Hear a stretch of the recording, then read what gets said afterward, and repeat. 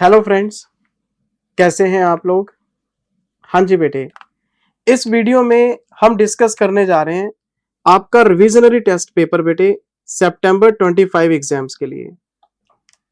Institute ने अपनी website पे इसको अपलोड किया, हमने डाउनलोड कर लिया और सारे बच्चों को पता है कि हर एग्जाम से पहले एक आरटीपी और 2 एमटीपी आते हैं बेटे। आज मैं आपको आरटीपी कवर करके दे रहा हूं और फिर इसके बाद 2 एमटीपी के वीडियोस और आएंगे। इंस्टीट्यूट हमें एमटीपी देगा, मैं रिकॉर्ड करके आपके साथ डिस्कस कर लूंगा। हमेशा ही करता हूं, कोई नई चीज तो कर नहीं रहा। अब इस आरटीपी को शुरू करने से पहले मुझे पता है बच्चे के दिमाग में एक थॉट तो रहता ही है कि जिंदल सर इसको फटाफट से एक बार ब्रीफ तो कर दो कि इस आरटीपी में पढ़ने लायक क्या है। तो मैं बेटे इस आरटीपी के बारे में आपको बताना चाहता हूं। इस आरटीपी के 2 हिस्से हैं मेरे बच्चे। इसका एक तो हिस्सा है अमेंडमेंट का, amendment in as, accounting standards की एप्लीकेबिलिटी में थोड़ा सा अमेंडमेंट है। और दूसरा एज यूजुअल वही क्वेश्चन नंबर 1 से लेके क्वेश्चन नंबर 20 तक। हर आरटीपी में 20 क्वेश्चन होते हैं, इसमें भी 20 क्वेश्चन है 1 to 20।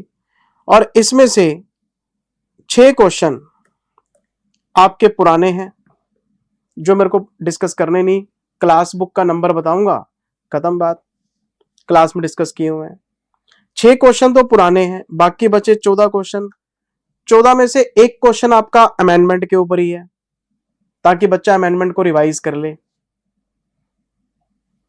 तो मेनली इसमें जो क्वेश्चन 12-13 ही हैं नए आपके, जो मुझे डिस्कस करने हैं आपके साथ। अच्छा सर, जो 12-13 क्वेश्चन नए हैं उसमें कुछ खास है क्या? एक क्वेश्चन बेटे मेरे को बहुत बढ़िया लगा और वो है अकाउंटिंग स्टैंडर्ड 1, अकाउंटिंग पॉलिसी के ऊपर एक केस स्टडी दी है इन्होंने, वो मेरे को बहुत अच्छा लगा। वो मैं आपके साथ डिस्कस करूंगा। ये मैंने आपको ब्रीफ कर दिया है। अब जैसे मैंने लिखा अमेंडमेंट, बच्चा परेशान कि जिंदल सर अमेंडमेंट पढ़ना पड़ेगा। तो टेंशन मत लो, मैं इस वीडियो में आपके साथ अमेंडमेंट डिस्कस करूंगा ही नहीं, क्योंकि अगर अकाउंटिंग स्टैंडर्ड्स की एप्लीकेबिलिटी में अमेंडमेंट आई है तो मेरे को प्रॉपर लेक्चर इसके ऊपर रिकॉर्ड करना पड़ेगा।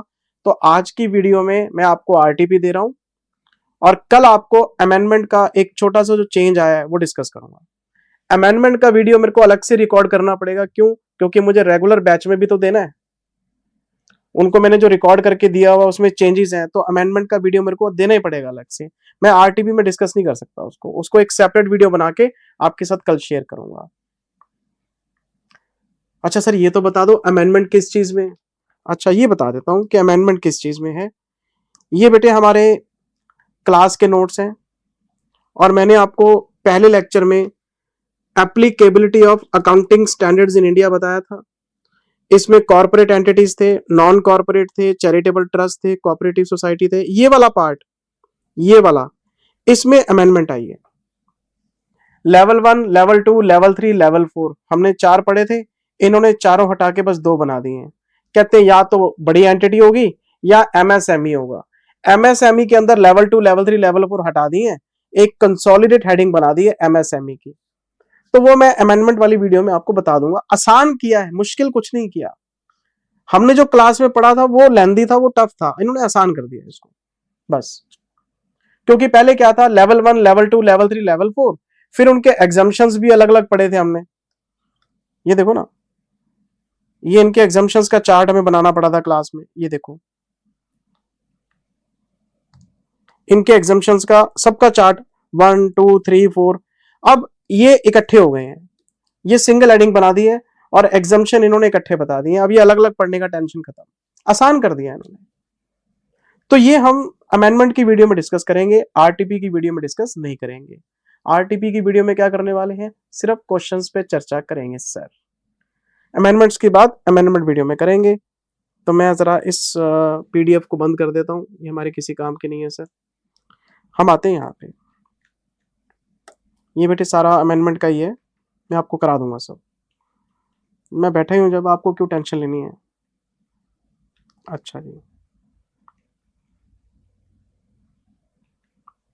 ये बेटे आरटीपी का हमारा फर्स्ट पार्ट है, और ये है एमसीक्यूज पे।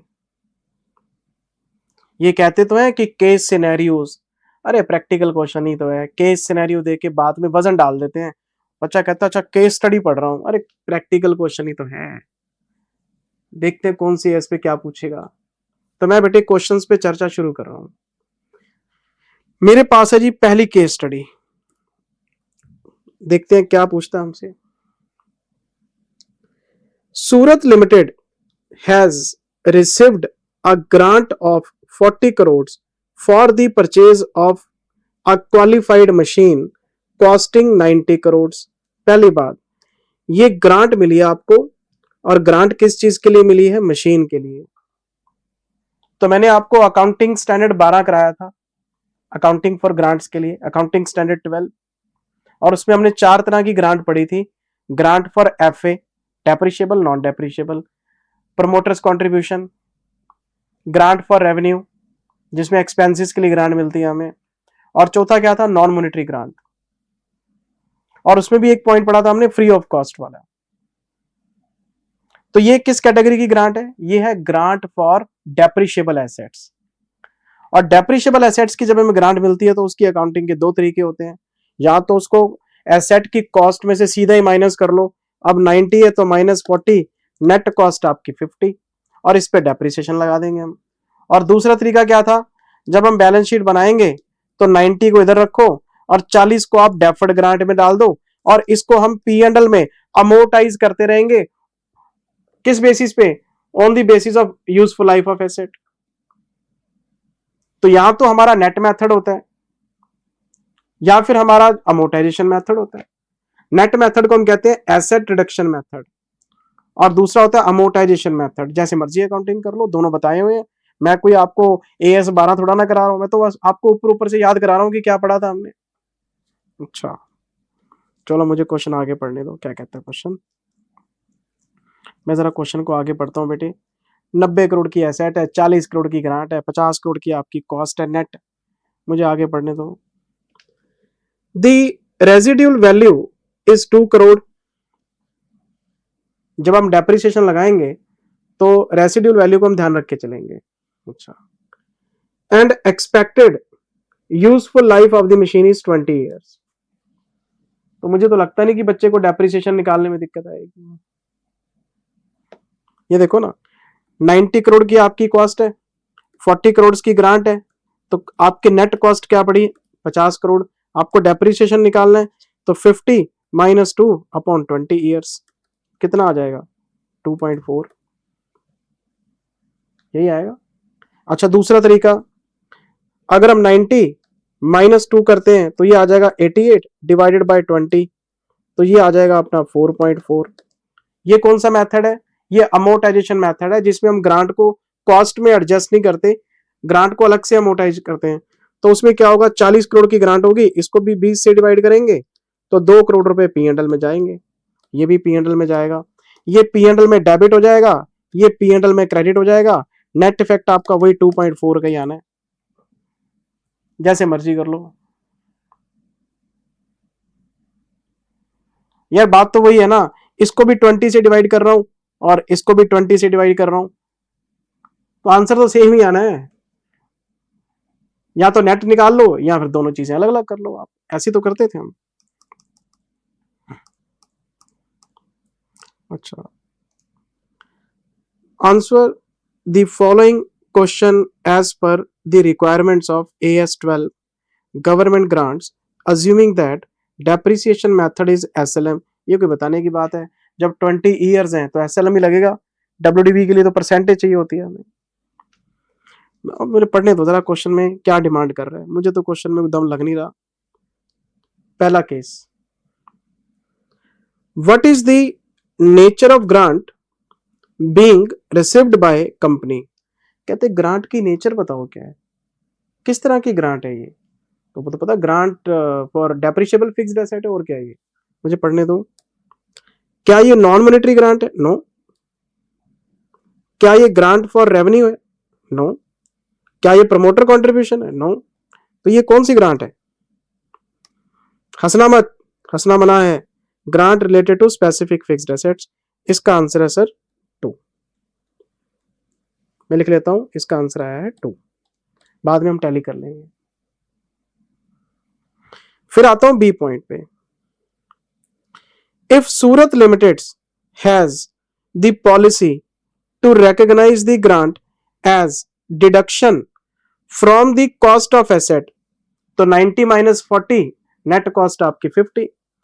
What will be the amount of depreciation to be charged as expense? तो 90 minus 40, ये आ गया 50, डेप्रिसिएशन निकालना है। डेप्रिसिएशन का फॉर्मूला होता है cost minus RV divided by number of years, तो ये आ गया आपका 2.4। चेक करो 2.4 है, ये रहा जी 2.4। तो इसका ऑप्शन क्या है? थर्ड। बच्चों वाले क्वेश्चन है बेटे, वो ठीक है, मैं रुका हुआ हूँ, प्यार से पढ़ा रहा हूँ। ये कोई क्वेश्चन मेरे कराने वाले थोड़ा ना है, जिस लेवल पे मैंने आपको क्लास में पढ़ाया है। चलो जी आगे चलते हैं। मैं थोड़ा सा और आगे चला गया, मैं आ गया सी पॉइंट में। क्या कहता है जी सी पॉइंट में question? If Surat limited has the policy to recognize the grant as deferred grant, अगर ये कॉस्ट में से माइनस नहीं करता और ग्रांट को डेफर्ड में लेके जा रहा है तो कोई बात नहीं, 40 करोड़ को डेफर्ड में डाल देंगे, उसको 20 से डिवाइड कर लेंगे और 2-2 करोड़ रुपए हर साल इनकम में बुक करते रहेंगे, उधर से फुल डेप्रिसिएशन आता रहेगा। What will be the amount of grant to be recognized as other income in the statement of P and L? आपसे ये पूछ रहा है कितनी ग्रांट अमोर्टाइज होगी हर साल, तो कोई बात नहीं, 40 करोड़ की ग्रांट है जिसको आपने डेफर्ड में डाला होगा, तो मैं 20 ईयर से डिवाइड करूंगा, तो जितने साल आपकी एसेट की लाइफ है उतने साल में आपको ग्रांट को अमोर्टाइज करना होता है। ढूंढो, 2 करोड़ मिल जाएगा आपको आंसर। ये रहा सर, ये इसका थर्ड पार्ट है।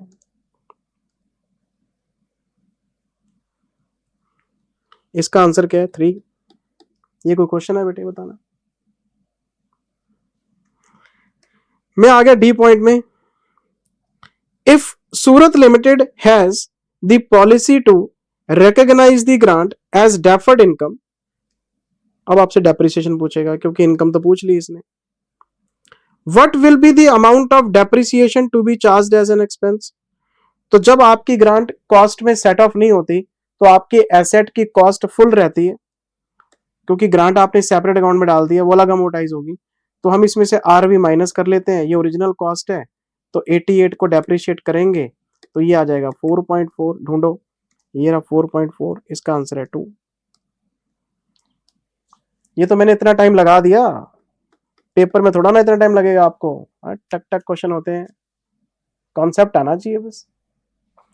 अब हमारे पास 4 ऑप्शन तैयार हो गए, कौन कौन से? पहले का आंसर है 2, 3, 3, 2। अच्छा, 2, 3, 3, 2। मैं आंसर आपको चेक कराता हूं, मेरे पास है, ये रहा आपका आंसर। हाँ भाई साहब, ये रहा आंसर 2, 3, 3, 2। हमारा कोई डिस्प्यूट नहीं आईसीआई के साथ, हमारा होता ही नहीं सर, हम तो झुक जाते हैं, जहां इंस्टीट्यूट सामने खड़ा हो जाता है हम हाथ जोड़ देते हैं, ठीक है जी आप तो सर्वोपरि हैं। अच्छा चलो जी, मैं आ गया जी सेकंड क्वेश्चन में। ये देखते हैं कौन सी चीज पे है, ये है चेंज इन पॉलिसी पे, ये है चेंज इन पॉलिसी पे, और चेंज इन पॉलिसी पे अकाउंटिंग स्टैंडर्ड 1, अकाउंटिंग स्टैंडर्ड 5 दोनों बात करते हैं। अकाउंटिंग स्टैंडर्ड 1 आपको बताता है कि अकाउंटिंग पॉलिसी क्या है। अकाउंटिंग पॉलिसी जब हम डिसाइड करते हैं तो किन फैक्टर्स को ध्यान में रखते हैं, फंडामेंटल अकाउंटिंग अजम्पशंस क्या है, अकाउंटिंग पॉलिसी चेंज कैसे करते हैं, उसका मटेरियल इफेक्ट क्या है। AS1 उस चीज पे बात करता है, और AS5 भी बात करता है चेंज इन पॉलिसी पे, कि चेंज इन पॉलिसी का डिस्क्लोजर मैंडेटरी होता है। अगर आप कोई भी पॉलिसी चेंज करते हैं, आप स्टॉक की वैल्यूएशन फीफो से करते करते वेटेड एवरेज पे आ गए, तो ये चेंज इन पॉलिसी है। कॉस्ट मॉडल लगाते लगाते रीवैल्यूएशन मॉडल पे आ गए, चेंज इन पॉलिसी है। तो चेंज इन पॉलिसी का डिस्क्लोजर मैंडेटरी है, मेरी बात समझ रहे हैं? तो चेंज इन पॉलिसी को पहले हम इवैल्यूएट करते हैं और फिर उसका डिस्क्लोजर देते हैं। ये बात आपको बताई हुई है। एक तो ये डिस्क्लोज करना कि हम अकाउंटिंग पॉलिसी क्या लगा रहे हैं। हर एएस में लिखा हुआ है कि नोट्स टू अकाउंट्स में अकाउंटिंग पॉलिसी बताओ, आपने इंटरेस्ट की अकाउंटिंग कैसे की है। तो आपको लिखना पड़ता है जी क्वालिफाइंग एसेट्स का ब्याज कैपिटलाइज हुआ, बाकी P&L में गया है। रेवेन्यू की अकाउंटिंग पॉलिसी क्या है, हर चीज पे लिखना पड़ता है आपको कि हमारी ये अकाउंटिंग पॉलिसी है। और अगर उसमें बदलाव करेंगे वो भी बताना पड़ेगा कि हमने चेंज की है पॉलिसी। और मैंने आपको बताया था पॉलिसी ऐसे चेंज नहीं होती, पॉलिसी चेंज करने से पहले भी रीजन होना चाहिए कोई ना कोई नया लॉ आ गया, कोई नया एएस आ गया, या प्रेजेंटेशन इंप्रूव हो जाएगा, ऑडिटर कह रहा है आपको बदलो, तो कोई ना कोई स्ट्रॉन्ग एविडेंस होता है तभी पॉलिसी बदली जाती है, अदरवाइज पॉलिसी भी नहीं बदल सकते हम, क्योंकि पॉलिसीज कंसिस्टेंट बेसिस पे लगाते हैं। और जब पॉलिसी बदलते हैं तो उसका डिस्क्लोजर मैंडेटरी हो जाता है। तो पढ़ते हैं जरा क्वेश्चन क्या कहता है।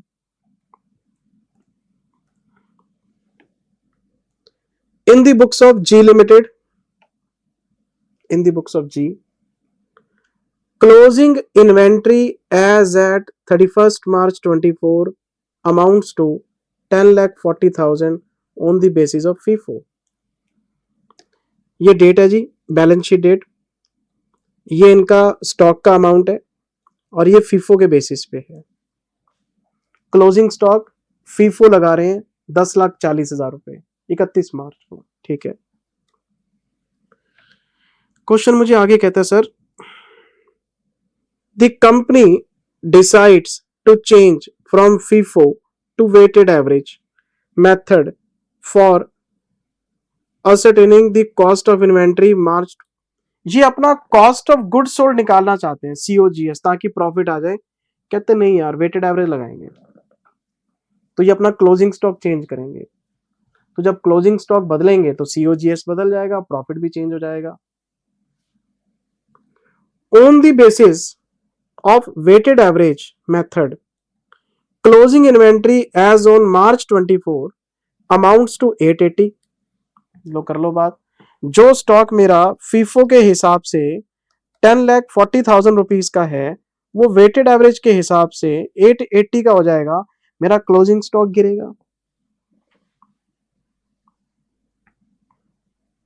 जब मेरा क्लोजिंग स्टॉक गिरेगा तो फिर मेरा COGS बढ़ेगा, और COGS बढ़ेगा तो फिर प्रॉफिट गिरेगा। क्यों, फॉर्मूला होता है ना, opening stock plus purchase minus closing stock. अगर मैं क्लोजिंग स्टॉक को कम कर दूंगा तो खर्चा बढ़ जाएगा, खर्चा बढ़ेगा तो प्रॉफिट गिरेगा, प्रॉफिट पे इंपैक्ट आएगा। इसका कितने का इंपैक्ट आएगा, 1,20, 1,60 का, 1,60,000 का प्रॉफिट पे इंपैक्ट आएगा। आप अपना COGS चेंज कर रहे हैं। अच्छा, अब क्या करना चाहिए, क्वेश्चन मुझे आगे पढ़ने दो जरा। रियलाइजेबल वैल्यू NRV कितनी बता रहा है ये, NRV ये कहता है जी 12 लाख रुपए। ये तो बेकार हो गई, क्यों, कॉस्ट और NRV विच एवरेज लोअर। NRV आपकी बहुत ज्यादा है, NRV पढ़ेंगे नहीं हम। NRV तभी कंसिडरेबल होती है AS2 में जब NRV कम होती है। NRV से लेना देना है नहीं, क्योंकि ये तो ज्यादा है, फालतू की लाइन लिखी हुई है। हमें क्वेश्चन में आगे बढ़ने दो, क्वेश्चन मांगता क्या है हमसे। What will be the value of inventory in the books 880। आपने मेथड चेंज की है, कहता बताओ इन्वेंट्री की वैल्यू क्या होगी, 880 होगी। And what disclosure should be given in the financial statements, full disclosure with full facts. क्या आपने पहले पॉलिसी क्या लगाते थे, अब क्या लगा रहे हैं, और आपके प्रॉफिट पे क्या इंपैक्ट आया। क्वेश्चन सॉल्व हो गया। हमसे कह रहे जी स्टॉक कितना, मैं बोलूंगा 880, क्योंकि पॉलिसी चेंज हो गई है। डिस्क्लोजर क्या दोगे, फुल डिस्क्लोजर फुल फैक्ट्स के साथ। अच्छा, अब ये देखो पेपर में ये 4 ऑप्शन है, 4 में से 2 तो आप अभी काट दो, ये लो 12-12 लाख के, क्योंकि 12 लाख तो NRV है, NRV हायर है, उस पर तो आ ही नहीं सकते हम। एलिमिनेशन मेथड, टाइम बचाओ अपना। कॉस्ट और NRV विच एवरेज लोअर, तो कंफ्यूजन तो 10, 40 और 880 में होना चाहिए, 12 लाख में तो कंफ्यूजन होना ही नहीं चाहिए आपको। और 10, 40 आएगा नहीं क्योंकि पॉलिसी चेंज हो गई है, तो 880 वाला आंसर आना है। 880 वाले मेरे पास 2 आंसर है, अब पढ़ना पड़ेगा क्या कहता है। पहला answer, the value of inventory will be 880, बिल्कुल ठीक है, यहां तक तो ठीक है। The fact that the valuation method has changed to be disclosed in the financial statement. और कहते हैं हम फाइनेंशियल स्टेटमेंट में बता देंगे वैल्यूएशन मेथड चेंज हो गया। इतनी बात से तो काम नहीं चलेगा, अकाउंटिंग पॉलिसी चेंज हो रही है, ना कि वैल्यूएशन मेथड। Full disclosure. अच्छा ये पार्ट पढ़ते जरा, क्या कहते हैं, the value of inventory will be 880, ये ठीक है। Full disclosure with the amount the valuation method has changed to be disclosed in the financial statement, ये ठीक है। आपको बताना पड़ेगा कि आपके प्रॉफिट पे 160 का इफेक्ट आ रहा है और फुल डिस्क्लोजर देना पड़ेगा आपको, क्योंकि चेंज इन पॉलिसी हो रही है, ये कोई चेंज इन एस्टिमेशन नहीं हो रहा। चेंज इन एस्टिमेशन में तो नोट लिख के काम चल जाता है आपका, चेंज इन पॉलिसी में पूरा डिस्क्लोजर। तो इसकी जो बेस्ट स्टेटमेंट है वो है 4, इसका आंसर है 4। अब मुझे बताओ, ये थ्योरेटिकल क्वेश्चन है, ये थ्योरेटिकल क्वेश्चन है, तो जिस बच्चे ने डिटेल्ड में अंडरस्टैंडिंग नहीं कर रखी वो कैसे सॉल्व करेगा इन क्वेश्चंस को। अरे जिंदल सर आपने 300 घंटे ले लिए, 350 घंटे ले लिए सर, और दूसरे बच्चे तो सर 120 घंटे 150 घंटे में कोर्स करके फ्री हो जाते हैं। वो बेटा फ्री नहीं होते, वो हमेशा के लिए फ्री हो जाते हैं। बच्चे ये बात नहीं सोचते कि इंटर से फाइनल में भी जाना है, आपको आर्टिकलशिप भी करनी है, आप एक प्रोफेशनल हैं। अगर कोई बच्चा इंटर से फाइनल में जाएगा, ट्रेनिंग में जाएगा, तो आपसे उम्मीद की जाएगी कि ये बच्चा प्रोफेशनल बनने जा रहा है, इसके पास डिटेल्ड एनालिसिस होना चाहिए।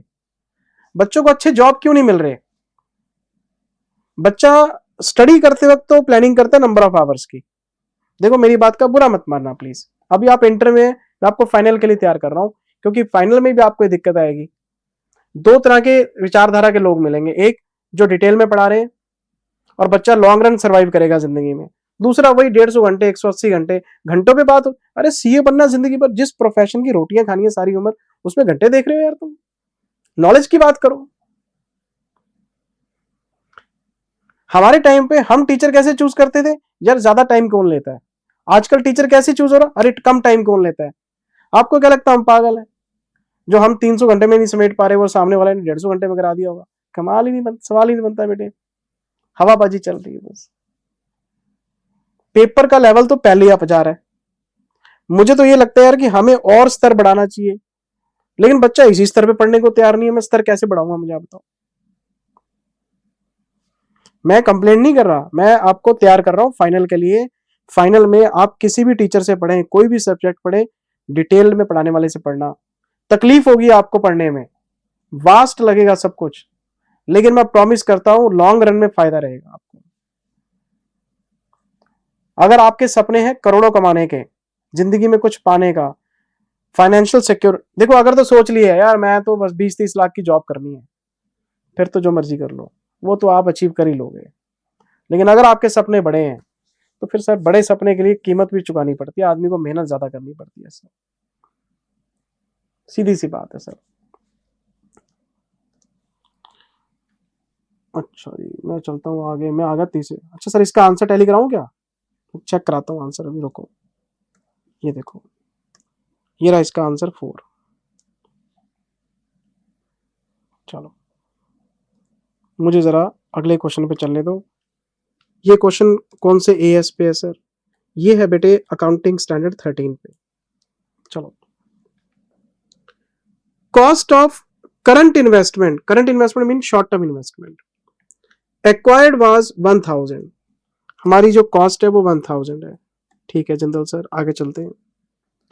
But the fair value was 800।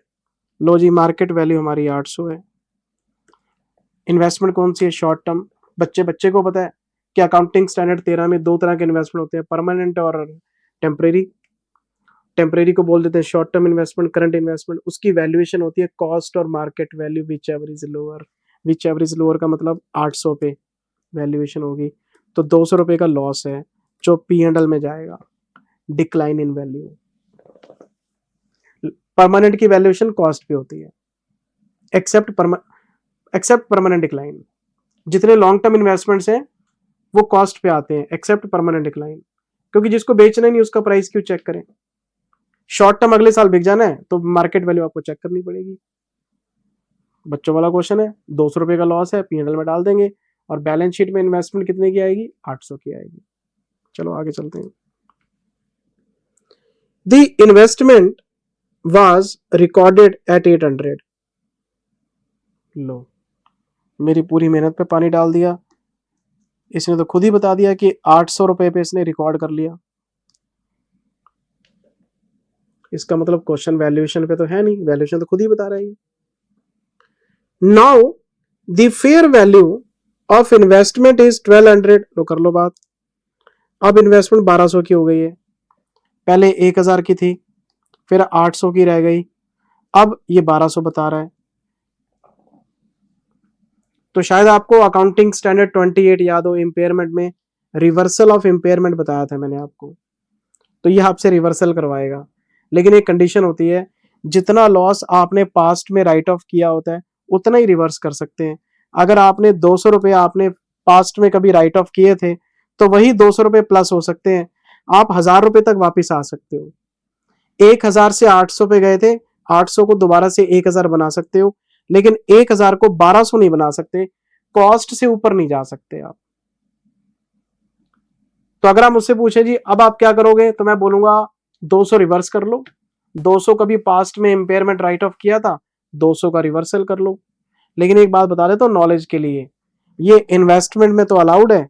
Accounting standard 2 पढ़ते हैं आप इन्वेंट्रीज का, उसमें भी रूल है कॉस्ट और NRV which ever is lower, ठीक है ना। लेकिन AS2 में साफ साफ लिखा हुआ है, अगर एक बार आपकी इन्वेंट्री राइट डाउन हो गई तो इन्वेंट्री राइट अप नहीं हो सकती। इन्वेंट्री पे राइट ऑफ किया गया लॉस रिवर्स नहीं हो सकता। इन्वेस्टमेंट में तो चलो आप कर लोगे, क्योंकि इंपेयरमेंट ऑफ एसेट्स में ये सारी चीजें आती हैं, फिक्स्ड एसेट्स, इंटेंजिबल इन्वेस्टमेंट। चलो तो ये रिवर्सल ऑफ इंपेयरमेंट की तरह हम देख लेते हैं। AS28 नहीं कहता इन्वेस्टमेंट्स के बारे में, AS13 ही कहता है रिवर्सल करने के बारे में। AS28 तो मैं आपको वैसे ही आपको याद कराने के लिए बोल रहा हूं। इन्वेस्टमेंट की वैल्यूएशन भी AS13 में, उसका रिवर्सल भी AS13 में अलाउड है, कर लो आप। AS28 में भी फिक्स्ड एसेट्स और इंटेंजिबल में रिवर्सल कर लेते होते हैं, लेकिन इन्वेंट्री में अगर एक बार लॉस बुक हो गया वो आपका रिवर्स नहीं हो सकता। एक नॉलेज के लिए और बात बताता हूं, फाइनल में जब आप आओगे तो इस पे आपको मिलेगा इंड AS2, और उसमें आपको बोलूंगा इंड AS2 कहता है रिवर्सल अलाउड है, सब पे अलाउड है। इंड AS मना ही नहीं करते किसी भी चीज को। अकाउंटिंग स्टैंडर्ड में क्या है ना, याद रखना पड़ता है, इन्वेंट्री पे रिवर्सल नहीं हो सकता, बाकी इन पे हो सकता है। फाइनल में कोई फंडा ही नहीं है, राइट डाउन किया है राइट अप कर लो, इन्वेंट्री पे भी अलाउड है वहां पे। चलो चलो छोड़ो ना, मैं जरा पढ़ता हूँ जरा क्वेश्चन, मैंने आपको वैसे समझा दिया सारा। At what value should it be recorded, 1000 से 800, 800 से फिर 1000, 1000 रुपए की आएगी वैल्यू। And how much gain will be credited to the profit and loss account. तो राइट ऑफ किया था 200, आप 200 ही क्रेडिट कर सकते हो, कॉस्ट से ऊपर तो जा ही नहीं सकते ना, क्योंकि कॉस्ट और market value which ever is lower का प्रिंसिपल होता है। 1200 तो आ ही नहीं सकता ना, वो तो बहुत ज्यादा है। अच्छा जी, पहला no change is required and it will continue at 800 ना, ये 1200 वाले ऑप्शन भी एलिमिनेट कर दो, 1200 तो हो ही नहीं सकता। अच्छा, current investment will be recorded at 1000, ठीक है, and gain of 200 will be credited to profit and loss account. Second option इसका, मैं इसका आंसर चेक कराता हूं, ये रहा इसका सेकंड। टोटल RTP में 20 क्वेश्चन है, 20 में से 6-7 तो मैंने कराने नहीं आपको पुराने, 12-13 क्वेश्चन कराने, 3 तो हो भी गए आपके। चलो आगे चलते हैं, मैं RTP में बेटा वापिस आता हूं। ये रहा हमारा क्वेश्चन नंबर 4, और क्वेश्चन नंबर 4 पढ़ना, मैंने कराना नहीं है आपको क्योंकि ये अमेंडमेंट के ऊपर है, ये अमेंडमेंट वीडियो में कवर होगा। As per the revised scheme effective from accounting periods commencing on और आफ्टर 1 अप्रैल 24, 1/4/24 के बाद, मैं खड़ा कहा हूं 2025 में, कौन से महीने में सर, जुलाई चल रहा है, और ये अमेंडमेंट कितनी पुरानी है जिंदल सर, इसको तो काफी टाइम हो गया, साल से ऊपर हो गया। इन्होंने आपके सिलेबस में एप्लीकेबल कब करी सर? इस बार करी। तो यहां से एक आइडिया ले लो कि अगर आपको एमसीए की वेबसाइट पे कोई अमेंडमेंट नजर आता है तो वो सीधा आपके पेपर के लिए एप्लीकेबल नहीं होता। जब तक वो आरटीपी में नहीं आता तब तक नहीं पता लगता कि कौन सा अमेंडमेंट आपके पेपर के लिए एप्लीकेबल है। तो अमेंडमेंट तो पुरानी है, पेपर के लिए अब एप्लीकेबल हो जाएगी। अच्छा, classify non corporate entities for the purpose of applicability of as, briefly explain the criteria. तो ये बेटा जो अमेंडमेंट आई है ना, मैंने आपको अभी बताया था नॉन कॉर्पोरेट एंटिटीज में आई है अमेंडमेंट, ये उसके ऊपर है। तो ये अमेंडमेंट क्लास के बाद कवर हो जाएगा अपने आप। ये अमेंडमेंट क्लास के बाद देख लेना आप। मैं इसको होल्ड कर रहा हूं, कल मैं शेयर करूंगा अमेंडमेंट वीडियो, वहां से अपने आप कवर हो जाएगा ये। अच्छा, मैं आ गया सर 5वें क्वेश्चन पे।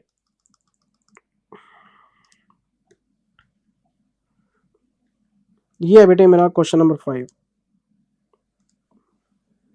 और ये है AS1 डिस्क्लोजर ऑफ पॉलिसीज पे, और मैं इस पे लगाता हूं टिक, वेरी वेरी इंपॉर्टेंट। बहुत बढ़िया क्वेश्चन है बेटे, मुझे ये क्वेश्चन सबसे बढ़िया लगा।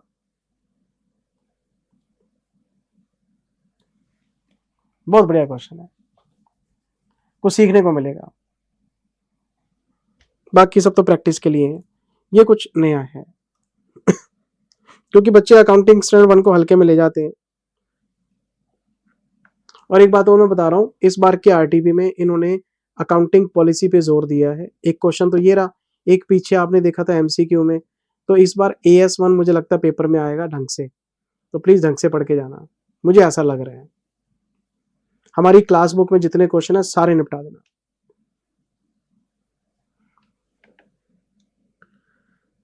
लियोन लिमिटेड, प्लीज केयरफुली पढ़ना please. engaged in manufacturing and construction contracts, बड़ी कंपनी है जी, फैक्ट्रियां लगा रखी हैं, कंस्ट्रक्शन का काम है जी इनका। prepares its financial statements for the year ended March 25। Financial year क्या बनता है 24-25, फाइनेंशियल स्टेटमेंट्स बना रहे हैं। The company follows historical cost for fixed assets, fixed assets के लिए कॉस्ट मॉडल फॉलो करते हैं ये, ठीक है। AS10 में 2 मॉडल है, कॉस्ट मॉडल, रिवैल्यूएशन मॉडल, ये कॉस्ट मॉडल लगाते हैं। FIFO फॉर इन्वेंट्री वैल्यूएशन, ठीक, अपनी पॉलिसीज बता रहा है कि जी मैं FA के लिए कॉस्ट मॉडल लगाता हूं, इन्वेंट्री के लिए FIFO लगाता हूं।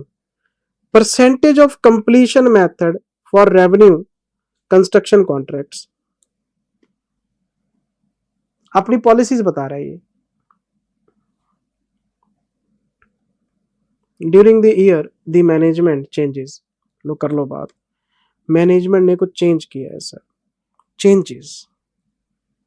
अब चेंज करेगा सर तो फिर तो बात सीखनी पड़ेगी। आओ,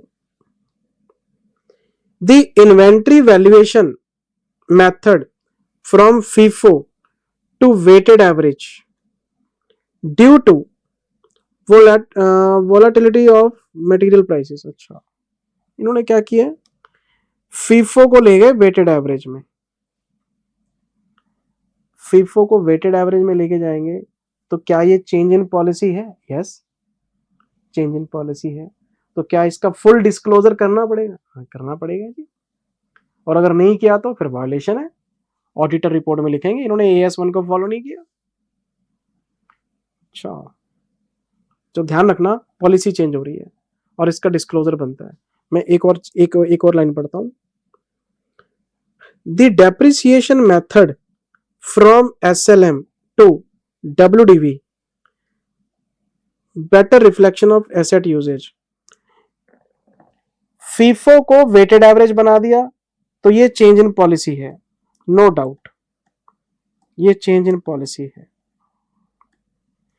लेकिन जब मेथड चेंज होता है डेप्रिसिएशन का तो ये चेंज इन एस्टिमेशन है। शायद आपको याद हो मेरे बच्चे, अकाउंटिंग स्टैंडर्ड 10 में मैंने 3 तरह के चेंजेस बताए थे। पहला, change in useful life, estimated useful life, change in salvage value और change in method of depreciation. और मैंने बोला था कि जो AS10 आप रिवाइज्ड पढ़ रहे हैं, इन तीनों को चेंज इन एस्टिमेशन मानता है। जो पुराना एएस था वो मेथड डेप्रिसिएशन का जब चेंज होता था उसको चेंज इन पॉलिसी मानता था पुराने वाला, अब इसको चेंज इन एस्टिमेशन माना जाता है। तो जो चेंज इन एस्टिमेशन है ये अकाउंटिंग स्टैंडर्ड 1 के दायरे से बाहर हो गया, क्योंकि AS1 तो पॉलिसी के ऊपर लगता है। फिर इस पे क्या लगेगा, AS5, और AS5 क्या कहता है, चेंज इन एस्टिमेशन को डिस्क्लोज करना पड़ेगा आपको, ताकि करंट ईयर के प्रॉफिट पे इसका इंपैक्ट परसीव कर सके हम, आपको लिखवाया हुआ है। तो चेंज इन पॉलिसी का डिस्क्लोजर भी करना पड़ता है और चेंज इन एस्टिमेशन का डिस्क्लोजर भी करना पड़ता है, कोई नई चीज तो है नहीं। और अगर नहीं करेंगे तो हम रिपोर्ट क्वालिफाई करेंगे कि भाई मिस्टेक है। अच्छा आगे चलते हैं। The company discloses the change in inventory method in notes. वाह कितनी बढ़िया कंपनी है, इन्वेंट्री का जो मेथड चेंज हुआ था उसको नोट्स में डिस्क्लोज कर दिया, और अगर नोट्स में डिस्क्लोज कर दिया तो बिल्कुल ठीक किया, कंपनी बिल्कुल करेक्ट है, हम कोई वायलेशन नहीं मानते। But does not disclose the change in depreciation method stating that it is not material. ये काम गलत हो गया, ये काम गलत हो गया। कहते पॉलिसी तो बता दी इन्होंने, जो चेंज इन एस्टिमेशन हुआ है उसका डिस्क्लोजर नहीं दिया, कहते मटेरियल नहीं है। तो मैं आपको एक बात बताता हूं बेटे, ये जो वर्ड है ना मटेरियल, ये सिर्फ क्वांटिटेटिव टेस्ट को पास करता है।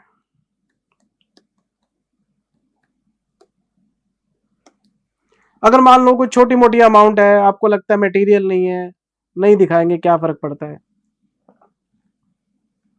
क्वांटिटेटिव का मतलब अमाउंट। तो ये बात ठीक है कि अगर कोई चीज मटेरियल नहीं है तो उसका फाइनेंशियल स्टेटमेंट्स पे कोई इंपैक्ट नहीं पड़ता, लेकिन हमारे अकाउंटिंग स्टैंडर्ड्स में लिखा हुआ है कि आप स्ट्रेट फॉरवर्ड मत बोलो कि मटेरियल नहीं है तो नहीं दिखाएंगे, आपको इसका एक और टेस्ट भी चेक करना पड़ता है, और वो है क्वालिटेटिव। क्वालिटेटिव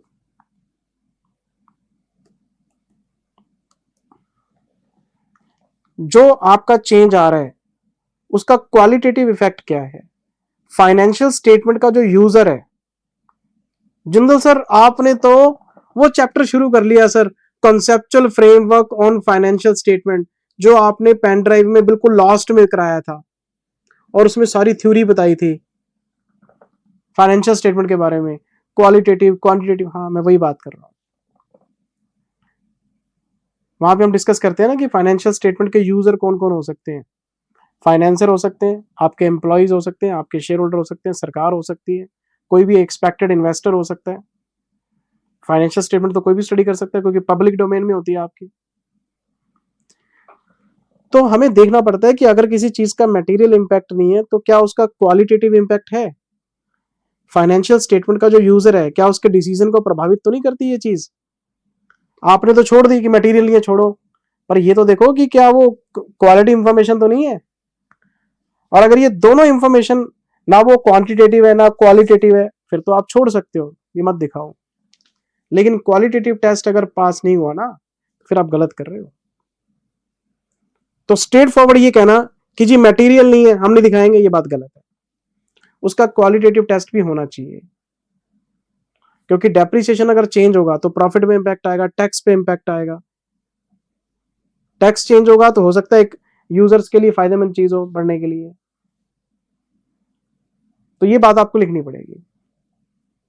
क्या ये AS1 का वायलेशन है? नो, AS1 में तो ये चीज आती नहीं। AS1 में तो अकाउंटिंग पॉलिसी है, ये चेंज इन एस्टिमेशन है।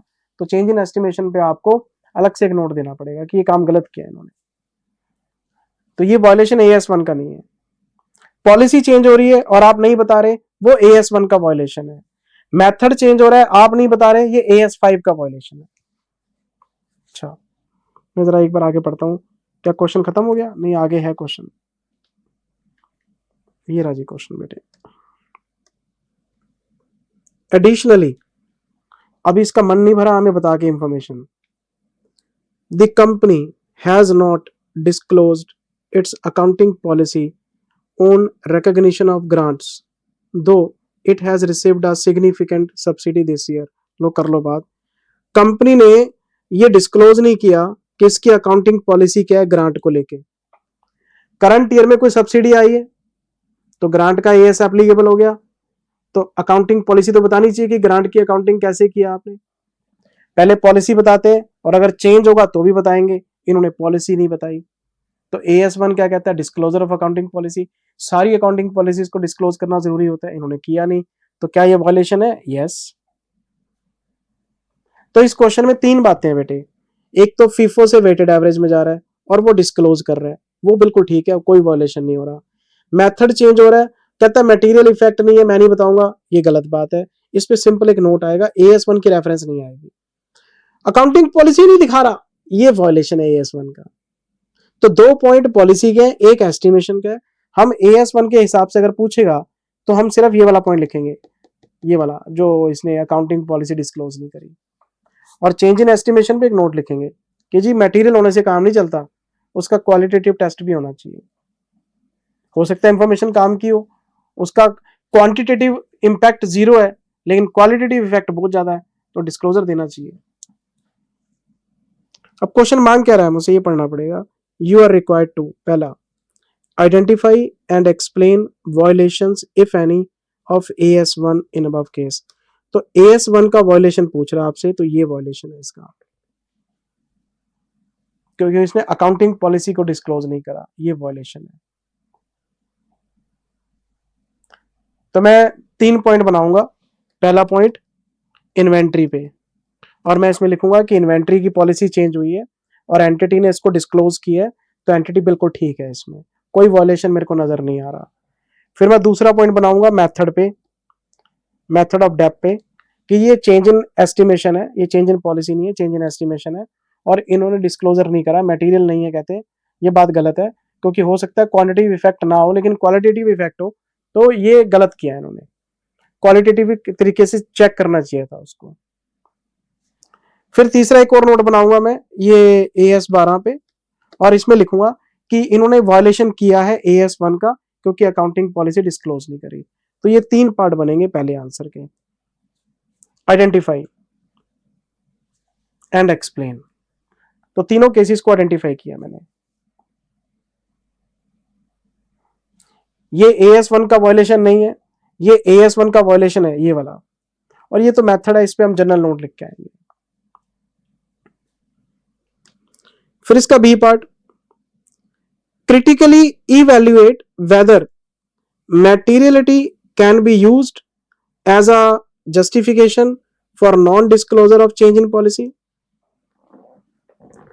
क्या कोई कंपनी इस तर्क के बिहाफ पे कि जी चेंज इन पॉलिसी मटेरियल नहीं है, हमने पॉलिसी बदल दी लेकिन उसका मटेरियल इफेक्ट नहीं आ रहा स्टेटमेंट्स पे, तो हम उसका डिस्क्लोजर नहीं करेंगे, क्या ये बात ठीक है? Answer is no. वही फिर लिखेंगे हम कि पॉलिसी जब हम चेंज करते हैं तो हो सकता है कि उसका मटेरियल इफेक्ट क्वांटिटेटिव फॉर्म में ना हो लेकिन क्वालिटेटिव फॉर्म में हो। तो ये जो तर्क है आपका कि इमैटेरियल चीजों को डिस्क्लोज करना जरूरी नहीं है, गलत है। मटेरियल किसको बोलते हैं? मटेरियल जिसका अमाउंट में इफेक्ट कम होता है, जिसका क्वांटिटेटिव इफेक्ट नहीं होता, उसको मटेरियल बोल देते हैं। अगर क्वांटिटेटिव इफेक्ट है तो मटेरियल है, नहीं है तो इमैटेरियल है, यही है ना बात। कहते हैं ये पैरामीटर गलत है आपका, क्वालिटेटिव भी देखो कि वो इंफॉर्मेशन कितनी जरूरी है सामने वाले के लिए। कई बार चीज अमाउंट के सेंस में ज्यादा नहीं होती लेकिन सामने वाले को पता होनी चाहिए वो चीज कि आप कर रहे हैं। तो ये जो पैरामीटर ये बता रहे हैं गलत है, मटेरियलिटी के बेस पे नॉन डिस्क्लोजर अलाउड नहीं है। एक नई चीज पता लगी ना कि आंसर कैसे लिखना है। अच्छा, एक और चीज बताता हूं सी पॉइंट में, justify would the change from FIFO to weighted average be treated as change in accounting estimate और अकाउंट। ये तो बच्चों वाला क्वेश्चन है। कहते हैं जो फीफो से वेटेड एवरेज में जा रहे हो ये एस्टिमेट है कि पॉलिसी है? अरे भैया पॉलिसी है। फीफो से वेटेड एवरेज में जाना, कॉस्ट मॉडल को रिवैल्यूएशन मॉडल में लेके जाना, कंप्लीटेड मेथड को कंप्लीशन मेथड में लेके जाना, ये सब चेंज इन पॉलिसी के एग्जांपल ही तो है। साल्वेज वैल्यू चेंज होना, लाइफ चेंज होना, मेथड चेंज होना, डेप्रिसिएशन, ये चेंज इन एस्टिमेशन होते हैं आपके। ये तो तीसरा पार्ट तो आसान है, पहले 2 पार्ट मेरे को बहुत बढ़िया लगे सर। दिखाओ इसका आंसर क्या लिखा है। देखो आरटीपी में इन्होंने जो मैंने आपको बोला है वही आरटीपी का आंसर है सर, बस मैंने थोड़ा सा आपको एक्सप्लेन कर दिया बेटे इसमें। ये देखो, ये इन्होंने पहला केस बताया हमें कि इन्वेंट्री वैल्यूएशन मेथड चेंज हो रहा है जिनका, change in valuation method FIFO to weighted average. This is a change in policy. The company has disclosed the change in the notes to accounts along with the justification which is in line with disclosure of AS1. तो यहाँ पे कोई भी वॉलेशन नहीं हो रहा, बिल्कुल ठीक किया इन्होंने। दूसरा आ गया मेथड वाला, change in method of depreciation. As per AS10 change in method of depreciation is considered as change in estimation, पता है जी हमें। However, AS1 also requires disclosure of material items affecting financial statements. Depreciation effect की इसको मैं इनकी ना पुरानी आ रहता है, ये देखो आप। Even if change is classified as an estimate, if it has material effect, disclosure is warranted. अगर कोई material effect है तो उसको दिखाना जरूरी है। The company's decision not to disclose the change on the grounds of immateriality may not be appropriate unless supported by clear quantitative evidence. Quantitative evidence. Jindal sir क्या ये लैंग्वेज लिखनी जरूरी है ना? अकाउंट्स में और ऑडिट में आप अपनी लैंग्वेज में लिख सकते हो, आंसर निकलना चाहिए, सामने वाले को बात समझ में आनी चाहिए कि आप लिखना क्या चाहते हैं, सिंपल लैंग्वेज चलेगी बिल्कुल। अच्छा, ये देखो, non disclosure of accounting policy government grants, जो पॉलिसी इन्होंने नहीं बताई, ये वायलेशन है, ये वायलेशन है, या पढ़ लेना प्लीज। अच्छा, फिर ये बताओ जी, इस ग्राउंड पे नॉन डिस्क्लोजर जस्टिफिएबल है? Answer is no, no no no no. ये इन्होंने सेकंड आंसर शुरू किया अपना, आपको चेक कराता हूं। बोथ क्वांटिटेटिवली एंड क्वालिटेटिवली, ये जो इमैटेरियल होना चाहिए दोनों तरफ से होना चाहिए, उसके बाद ही आप छोड़ सकते हैं, अदरवाइज नहीं। यह पढ़ लेना बेटे, ये आपकी रीडिंग मैंने बात आपको समझा दी है। और तीसरा तो आपको पता ही है, FIFO से वेटेड एवरेज, ये तो जी चेंज इन पॉलिसी है। The change from FIFO to weighted average should be treated as a change in policy, not a change in estimate, पता ही है। ये तो तीसरा पार्ट आसान है। तो ये क्वेश्चन बेटा नजर मार लेना, बहुत बढ़िया क्वेश्चन है ये। अच्छा जी बेटे, मैं आता हूँ क्वेश्चन नंबर 6 में। क्वेश्चन नंबर 6 में लो जी, अब आ गया प्रैक्टिकल पार्ट। प्रैक्टिकल क्वेश्चन देखते भैया हम तो खुश हो जाते हैं जब कैलकुलेटर का इस्तेमाल करने को मिलेगा। Valuation of inventories, 6th question, आओ।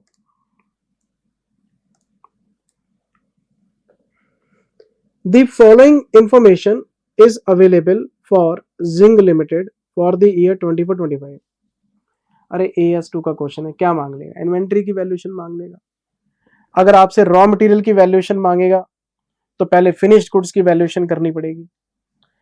अगर फिनिश्ड गुड्स में आपको लॉस नजर आएगा, आपको क्लास में बताया तो था कि अगर फिनिश्ड गुड्स की वैल्यूएशन कॉस्ट पे होगी तो रॉ मटेरियल सीधा कॉस्ट पे आ जाएगा, वैल्यूएशन चाहिए ही नहीं।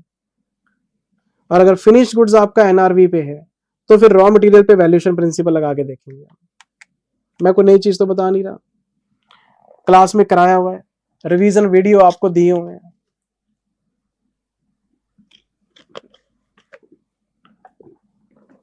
क्वेश्चन शुरू करते हैं। रॉ मटेरियल आ गया, रॉ मटेरियल पे रॉ मटेरियल की वैल्यूएशन डायरेक्ट कभी नहीं होती, because raw material is held for consumption only but not for resale. तो ये कंज्यूम होकर क्या बनेगा? Finish good. तो पहले फिनिश गुड की वैल्यूएशन आपको देखनी पड़ेगी। सब कुछ पढ़ा हुआ है बेटे डिटेल में, इतना टाइम लगा के पढ़ाया था। बताओ क्लोजिंग स्टॉक के कितने यूनिट्स हैं? 700। कॉस्ट क्या है? 35। और इसकी रिप्लेसमेंट वैल्यू क्या है? 20 रुपीज NRV। तो ये वाला सेक्शन मैं एक बार अलग कर देता हूं, ये सेक्शन बाद में देखेंगे। पहले हमें फिनिश गुड्स को देखना चाहिए, इसको करो साइड में, बाद में देखेंगे इसको।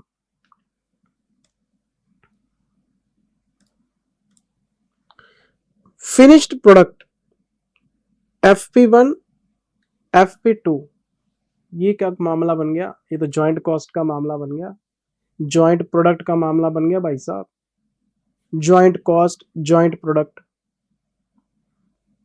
अच्छा, अब मुझे बताओ क्या करूं मैं। तो पहले जॉइंट कॉस्ट निकालते हैं, फिर जॉइंट कॉस्ट को एलोकेट करेंगे मल्टीपल आउटपुट्स पे, और जॉइंट कॉस्ट को हम मल्टीपल आउटपुट्स पे कैसे एलोकेट करते हैं, sales value at separation point. मामला लंबा चलेगा, आओ जरा देखते हैं। मुझे बताओ बेटे, सबसे पहले प्रोडक्शन कितनी कितनी हुई है। इनकी प्रोडक्शन हुई है sir 3,1600। Separation point, sales at separation point, 3,000 unit इसके हैं, 1,600 इसके हैं। मैं इन दोनों प्रोडक्शंस को इनके सेलिंग प्राइस से गुना करूंगा, तो ये बन जाएगा सेल्स एट सेपरेशन पॉइंट, फिर उसकी रेशियो बनाऊंगा, उस रेशियो में जॉइंट कॉस्ट को एलोकेट करूंगा। सब पढ़ा हुआ है आपने, MP1 MP2 बाय प्रोडक्ट वाला क्वेश्चन कराया था, वही तो है ये। मैं होमवर्क में नहीं दे रहा, मैं करा रहता हूँ आपको, 5 मिनट लगेंगे। इनके क्लोजिंग स्टॉक हमें बताए जा रहे हैं, क्लोजिंग स्टॉक देख लेंगे हम बाद में, पहले जॉइंट कॉस्ट देखते हैं। आओ,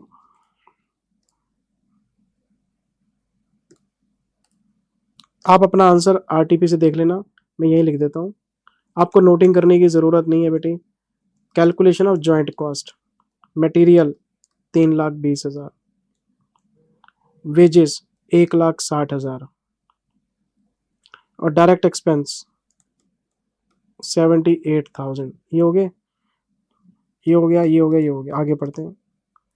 एक फिक्स्ड ओवरहेड बता रहा है आपको 95,000 के, इसमें इंक्लूड है गोडाउन रेंट 15,000, और जो गोडाउन है ये स्टोरिंग फिनिश्ड गुड्स। अगर गोडाउन रॉ मटेरियल की स्टोरिंग के लिए होता तो कॉस्ट में आ जाता फैक्ट्री ओवरहेड्स में, पर ये तो फिनिश्ड गुड्स के लिए, तो प्रोडक्शन से बाहर हो गया। पहले माल बनता है, फिर उसके बाद गोडाउन में जाता है, तो गोडाउन का जो रेंट है वो एडमिनिस्ट्रेशन सेलिंग में चला जाएगा, तो गोडाउन का रेंट नहीं लेंगे हम यहाँ पे। तो फिक्स्ड ओवरहेड्स 80,000, 95,000 माइनस 15,000। अच्छा, टोटल बताओ कितना है जॉइंट कॉस्ट। ये आ गया जी 320, फिर आ गया जी 160, ये आ गया 78,000, ये आ गया 80,000, 638।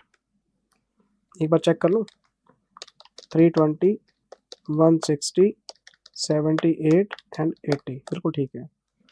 अब क्वेश्चन मुझे आगे पढ़ना चाहिए, क्या कहता है क्वेश्चन, मुझे क्वेश्चन आगे पढ़ना चाहिए मेरे बच्चे। Besides two main products, by product पे आ गया, और बाय प्रोडक्ट का जो NRV है वो हम जॉइंट कॉस्ट में से लेस कर लेते हैं। याद है ना आपको बाय प्रोडक्ट वाली बात। 1,000 units of by product also emerged in the production process which was sold at 12 rupees per unit after incurring an expense of 2,500। कोई बाय प्रोडक्ट आया है इनके पास, कोई बाय प्रोडक्ट है, 1,000 यूनिट्स हैं, 12 रुपए के हिसाब से 12,000, पर इनको खर्चा करना पड़ा 2,500 रुपए का।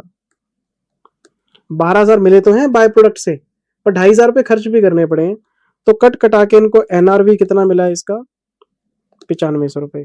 तो मैं यहीं से माइनस कर लूंगा इसको, तो बाय प्रोडक्ट 9,500 माइनस कर लेता हूं। अच्छा, एक कोई सेल ऑफ स्क्रैप भी है, कोई 48 रुपए इनको मिले हैं सेल ऑफ स्क्रैप से, तो कोई बात नहीं, ये लो स्क्रैप। अब इनके पास आउटपुट है तो कोई वेस्ट भी आया होगा, 48 रुपए वहां से आ गए, ये भी हमने कॉस्ट में से लेस कर लिए। तो कट कटा के प्रोडक्शन की कॉस्ट कितनी बनती है आपकी, 638 माइनस 9,500 माइनस 4800, 6,23,700, ये नेट कॉस्ट है। डिट्टो क्वेश्चन क्लास में कराया हुआ आपको, ditto question MP1 MP2 by product sale of scrap सब कराया हुआ, 6,23,700 आ गया। अच्छा, अब क्वेश्चन आगे क्या कहता है, the average market price of MP1 160 and MP2 100। क्यों बता रहा है, सेल्स एट सेपरेशन पॉइंट निकालने के लिए, ताकि आप इसको एलोकेट कर पाओ। तो मैं अगले नोट में जा रहा हूं, मैं इसको लिखूंगा एलोकेशन ऑफ जॉइंट कॉस्ट। मैं रफ में लिख रहा हूँ, आपको नोटिंग नहीं करनी, आरटीपी में आंसर दे रखा है। ये है MP1, ये है MP2, आप FP1 FP2 लिख लेना। ये 3000 यूनिट्स थे, 160 रुपए का रेट है। हाँ ठीक है ना, ये 1600 है, 100 रुपए का रेट है। ये 1600 है तो 100 रुपए का रेट है, तो ये आ गया 4,80,000 और ये आ गया 1,60,000। रेशो क्या बनती है? रेशो बनती है 3:1, टोटल 4, 6,23,700 रुपये। ठीक है जी, हाँ 16,48 ठीक है। 6,23,700 डिवाइडेड बाई 4 इंटू 3, तो ये आ गया 4,67,775। ये आ गया 155,925। एलोकेट कर दिया हमने।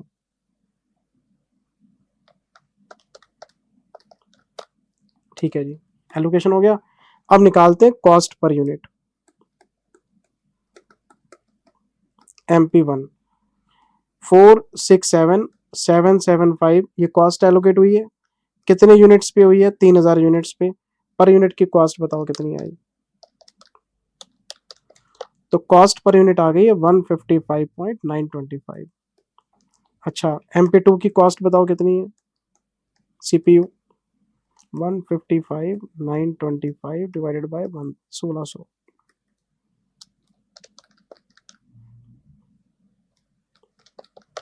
तो ये आ गई 97.453। लो जी,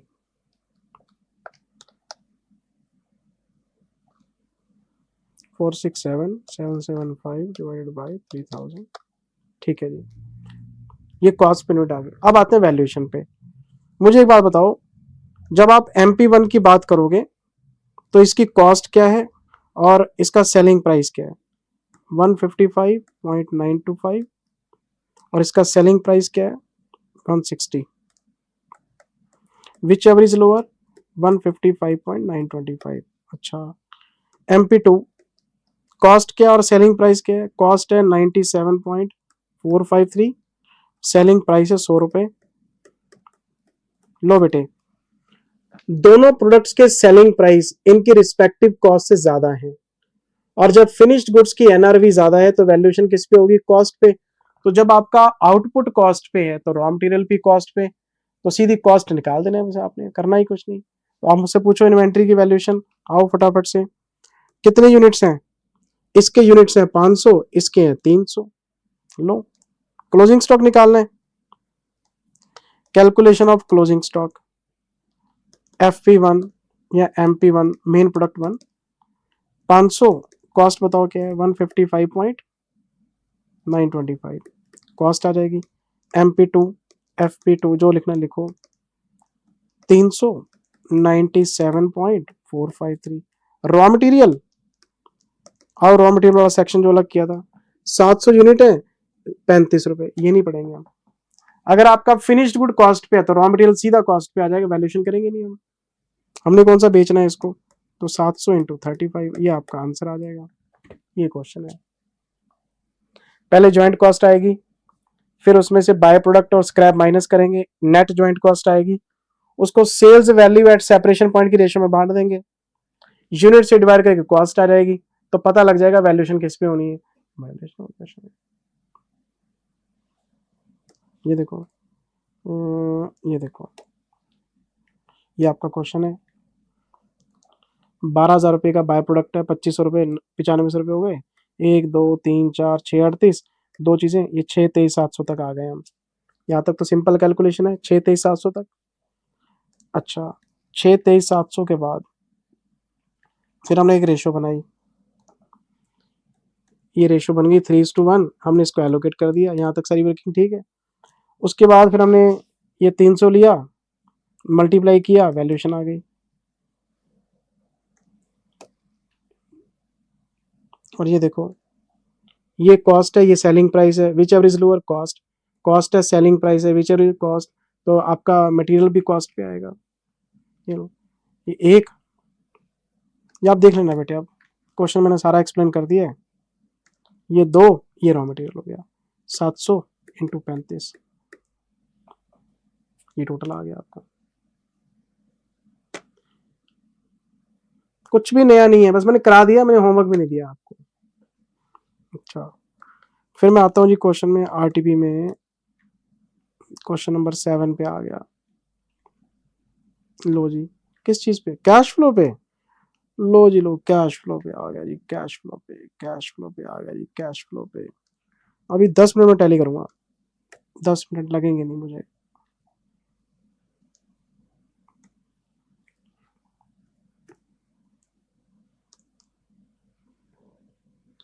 from the following information prepare cash flow statement of Kiran limited 31 March by indirect method. Indirect method में किसको बेस बनाते हैं? प्रॉफिट को, है ना। लो जी, कैश फ्लो स्टेटमेंट फॉर्मेट आपको आता है, मैं फॉर्मेट की बात ही नहीं कर रहा, ना प्रेजेंटेशन की बात कर रहा हूँ, रफ में टैली करके दे रहा हूँ। प्रेजेंटेशन पेपर में वैसे ही करेंगे जो क्लास में सीखा था। Cash from operating activities, cash from investing activities, cash from financing activities. 10 minute लगेंगे बेटे टैली करने में। ऑपरेटिंग, इन्वेस्टिंग, फाइनेंसिंग, फिर हम इसमें ओपनिंग बैलेंस ऐड कर देंगे, क्लोजिंग टैली हो जाएगा। लो जी, आओ। ये बेटे इस क्वेश्चन में आपको एक इनकम स्टेटमेंट दे रखी है। शायद आपको याद हो, मैंने जब क्लास में कैश फ्लो पढ़ाया था, मैंने बार बार एक ही बात बोली थी, हमेशा क्वेश्चन शुरू किया करो एडिशनल इंफॉर्मेशन से। अब एडिशनल इंफॉर्मेशन है ही नहीं। ये देखो ना, एक इनकम स्टेटमेंट दे रखी है, एक आपको ये स्टेटमेंट ऑफ रिटेन अर्निंग दे रखी है। कोई एडिशनल इंफॉर्मेशन है ही नहीं, कोई एडजस्टमेंट है ही नहीं, कोई वर्किंग नोट बनेगा ही नहीं। तो जो इंफॉर्मेशन है वहीं से शुरू कर लेते हैं। तो पहले इनकम स्टेटमेंट को देख लेते हैं। इनकम स्टेटमेंट में, ये हमारी इनकम स्टेटमेंट है, ये रहा प्रॉफिट आफ्टर टैक्स, कितना है? 330। और ये रहा प्रॉफिट बिफोर टैक्स, ये कितना है? 590। और मैंने क्लास में आपको एक बात बताई थी कि अगर आप क्वेश्चन पीएटी से शुरू करते हैं तो प्रोविजन फॉर टैक्स ऐड करेंगे और टैक्स पेड माइनस करेंगे। अगर आप क्वेश्चन पीबीटी से शुरू करते हैं तो फिर provision for tax add back नहीं होगा, सिर्फ टैक्स पेड माइनस होगा। तो जहां से मर्जी शुरू कर लो, आपकी मर्जी है। अगर आप क्वेश्चन को 590 से उठाएंगे तो 260 आपको ऐड बैक नहीं करना पड़ेगा, क्योंकि इनकम टैक्स जो पी&एल में आता है वो प्रोविजन होता है। अगर आप यहां से शुरू करेंगे तो फिर आपको 260 ऐड करना पड़ेगा, जैसे मर्जी बना लो। तो मैं ऐसा करता हूं, मैं क्लास की तरह पीएटी से शुरू करता हूं। लो जी, नेट प्रॉफिट कितना है? 330। मैंने नेट प्रॉफिट 330 ले लिया। प्रोविजन फॉर टैक्स 2,60,000, क्योंकि प्रॉफिट एंड लॉस में प्रोविजन फॉर टैक्स आता है। तो ये मेरा नेट प्रॉफिट आ गया, पीबीटी आ गया, ये 590 आ गया। अब मैंने पीएफटी लिखा है तो टैक्स पेड भी लिखना पड़ेगा, उसके लिए मुझे बैलेंस शीट में जाना पड़ेगा। मैं बैलेंस शीट में गया, ढूंढो provision for tax, provision for tax, provision for tax, provision for tax, अरे प्रोविजन फॉर टैक्स है ही नहीं बैलेंस शीट में। मैंने बनाया पीएफटी अकाउंट, इसका ओपनिंग लिखते हैं, क्लोजिंग लिखते हैं, पी&एल लिखते हैं, और बैंक आ जाता है बैलेंसिंग फिगर कि कितना पे किया है। Opening balance nil, closing balance भी नील, पी&एल में कितना है? 260। तो फिर 260 पे हो गया। ओ तेरी, अच्छा, बैलेंस शीट में ओपनिंग भी नहीं है, क्लोजिंग भी नहीं है। अब करंट ईयर में प्रोविजन तो बनाया मैंने 260 का, बैलेंस शीट में दिख नहीं रहा, तो कहां गया? पेमेंट हो गई। करंट ईयर में प्रोविजन बनाया, करंट ईयर में चुका दिया। तो कोई बात नहीं, जितना प्रोविजन है उतने टैक्स पेड है, मैं ले देता हूं। ये लो टैक्स पेड 260। अच्छा, मुझे क्वेश्चन में वापसी करने दो। ये भी हो गया, ये भी हो गया, मुझे वापसी करने दो। ये क्या लिखा हुआ है? Interest paid 140। इंटरेस्ट पेड तो फाइनेंसिंग में जाना चाहिए, तो क्या करें? ऑपरेटिंग में ऐड करते हैं, फाइनेंसिंग में लेस करते हैं। अच्छा, यहाँ लिखो इंटरेस्ट एक्सपेंस 140, यहाँ पे ऐड बैक करेंगे, फाइनेंसिंग में जाके लेस कर देंगे। लो, इंटरेस्ट पेड 140 प्लस। अच्छा, वापसी आओ पी&एल में। नॉन ऑपरेटिंग इनकम है जी डिविडेंड रिसीव्ड, ओहो 50,000 रुपए, ये भी हो गया, ये भी हो गया। क्या करें डिविडेंड रिसीव्ड का, ऑपरेटिंग से लेस करेंगे, इन्वेस्टिंग में ऐड करेंगे, और क्या करना है। अच्छा लो जी डिविडेंड रिसीव्ड, ये इनकम इन्वेस्टिंग में जानी चाहिए। जिंदल सर हमें पता नहीं लग रहा आप क्या कर रहे हो, राम का नाम लो बेटे, राम का नाम, यही सत्य है। अगर कैश फ्लो के इतने क्वेश्चन करने के बाद आपको इंटरेस्ट और डिविडेंड के एडजस्टमेंट कंफ्यूज कर रहे हैं, भगवान का नाम लो बेटे।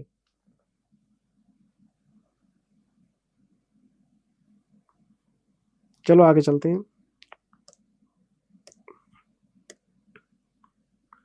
ये आ गया ऑपरेटिंग प्रॉफिट, अरे हमें नहीं चाहिए भैया, हमें तो एडजस्टमेंट चाहिए होती है। ये भी हो गया, ये भी हो गया।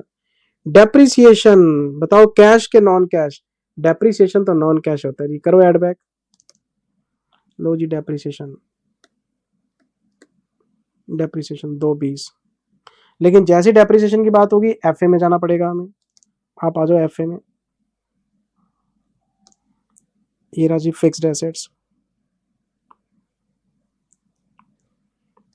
मैंने बनाया एफए अकाउंट। बताओ इसका ओपनिंग बैलेंस कितना है, 17 लाख, क्लोजिंग बैलेंस कितना है, 20 लाख, डेप्रिसिएशन कितना है, कितना है 220, 2.2, तो परचेज आ गई 5.2। परचेज निकालनी पड़ेगी आपको 5,20,000 की, और ये जो परचेज है ये कहाँ जाएगी, इन्वेस्टिंग में जाएगी जिंदल सर। मैं फिर बोल रहा हूँ प्रेजेंटेशन, वर्किंग नोट, उसकी रेफरेंस सब क्लास वाले तरीके से, मैं रफ में टैली करके दे रहा हूँ बस आपको। परचेज ऑफ एफए, सिर्फ क्वेश्चन समझा रहा हूँ और कुछ नहीं। 5,20,000, और हम लिख देंगे वर्किंग नोट 1। वर्किंग नोट आपको पता है कैसे बनते हैं। चलो मैं तो क्वेश्चन टैली कर रहा हूँ बेटे। फिर आ गया जी एडमिनिस्ट्रेटिव एक्सपेंस, इसको छोड़ो, क्यों, वर्किंग कैपिटल में डेटर का ओपनिंग क्लोजिंग सेल के लिए होता है, क्रेडिटर का ओपनिंग क्लोजिंग परचेज के लिए, एक्सपेंसेस के प्रीपेड आउटस्टैंडिंग, तो ये सब वर्किंग कैपिटल में एडजस्ट हो जाते हैं। ये भी वर्किंग कैपिटल में, वर्किंग कैपिटल में, बस हो गया खत्म। सब ऊपर उसमें ओपनिंग क्लोजिंग में देख लेंगे हम। बैलेंस शीट में आओ,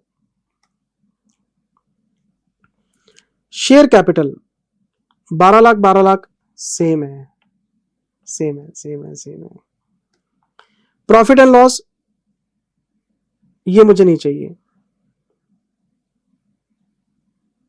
बताओ मुझे क्यों नहीं चाहिए। नेट प्रॉफिट इज गिवन, अगर क्वेश्चन में नेट प्रॉफिट दे रखा होता है तो हम बैलेंस शीट से कभी नहीं निकालते, वो इंफॉर्मेशन बेकार हो जाती है आपके लिए। तो ये जो 8.5 लाख और 10 लाख है, ये आपको यहाँ भी दे रखे हैं इन्होंने। ये रहा 8.5 लाख, मेरे किसी काम का नहीं है, 10 लाख मेरे किसी काम का नहीं है, ये जो प्रॉफिट था ये यहाँ के ऐड हो गया, मेरे किसी काम का नहीं है। लेकिन डिविडेंड पेड ये मेरे को फाइनेंसिंग में लेके जाना पड़ेगा, यहाँ लिखो डिविडेंड पेड 180।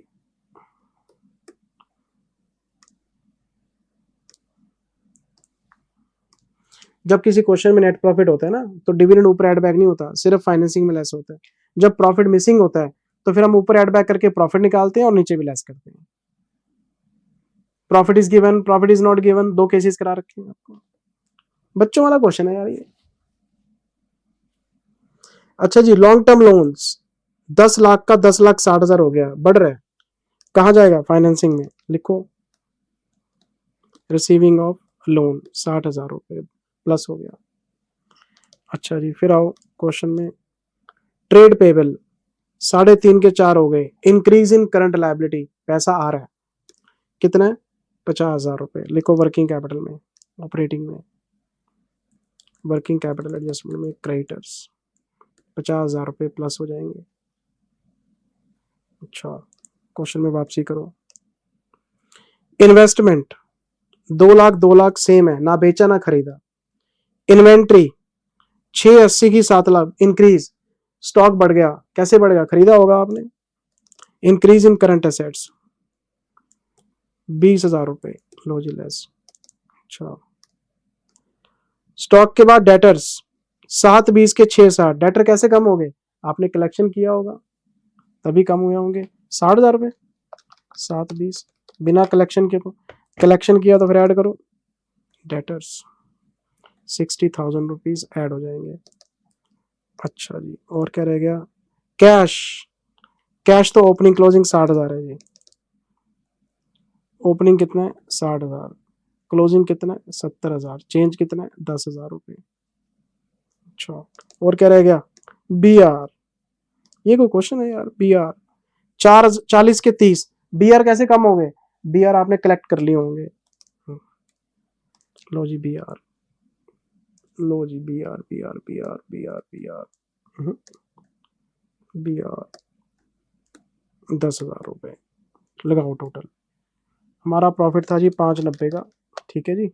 140 उसमें हमने ऐड कर दिया इंटरेस्ट, और 220 ऐड कर दिया जी डेप्रिसिएशन, माइनस कर दिया 50, फिर प्लस कर दिया 50, फिर माइनस कर दिया 20,000, फिर प्लस कर दिया 70,000, और फिर माइनस कर दिया जी 260, तो ये आ गया 740।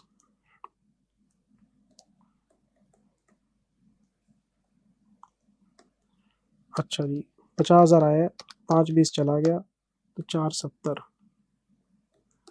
अच्छा जी, ये कितने, 140 प्लस 180 माइनस 60, ये 260, 260 और 470, 730, 740 टैली हो गया बेटा। ये लोग, ये ऐसे क्वेश्चन टैली नहीं होंगे तो फिर कैसे क्वेश्चन टैली होंगे आप बताओ। कुछ है ही नहीं, एडिशनल इन्फॉर्मेशन ही नहीं है, बस बैलेंस शीट का चेन निकाल वाल के प्रॉफिट से चीजें ढूंढ ढांड के प्लस कर दिया हमने, कैश फ्लो टैली हो गई आपकी। ये देखो, ये रहा कैश फ्लो का आंसर, एक 740 है, एक 470 है, ये देखो, ये 740 है, ये 470 है, और ये 260 है, ये 10,000 है। ये सर क्वेश्चन हो गया। अच्छा जी सर, मैं आ गया बेटे क्वेश्चन नंबर 8 में। ये क्वेश्चन किस चीज पे, ये भी AS3 का कैश फ्लो का है, हमारी क्लास बुक का क्वेश्चन है ये, लेकिन मैं एक बार रीड करा देता हूँ। क्या कहता है question, garden limited acquired fixed assets plant and machinery for 20 lakh. इन्होंने प्लांट एंड मशीनरी 20 लाख की खरीदी है, तो इन्वेस्टिंग में चला जाएगा परचेज ऑफ एफए के नाम से। ड्यूरिंग द सेम ईयर, इसी साल, it sold furniture for 5 lakh. Plant खरीदा है, फर्नीचर बेचा है, एक आ जाएगा परचेज ऑफ एफए, एक हम लिख देंगे सेल ऑफ एफए। दो एक्टिविटीज हैं, दो कैश फ्लो हैं, एक आ रहा है एक जा रहा है सर।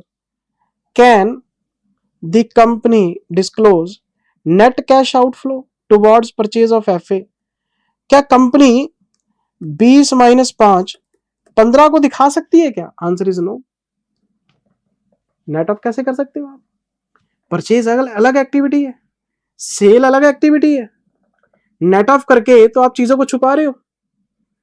लोगों को पता नहीं लगेगा कि फर्नीचर बेचा आपने, लोगों को लगेगा 15 लाख की चीज खरीदी इन्होंने। अरे भैया नहीं, खरीदी है 20 लाख की, बेची है 5 लाख की। तो मैंने आपको क्लास में बताया था, ये क्वेश्चन क्लास बुक में है, कि कभी भी दो कैश फ्लोज को सेट ऑफ करके नेट कैश फ्लो नहीं दिखाया जा सकता। Each and every transaction is required to be disclose separately, तो हम इसको सेट ऑफ नहीं कर सकते, अलाउड नहीं है। बस ये पेपर में लिख देना आपने, यही आंसर आरटीपी में।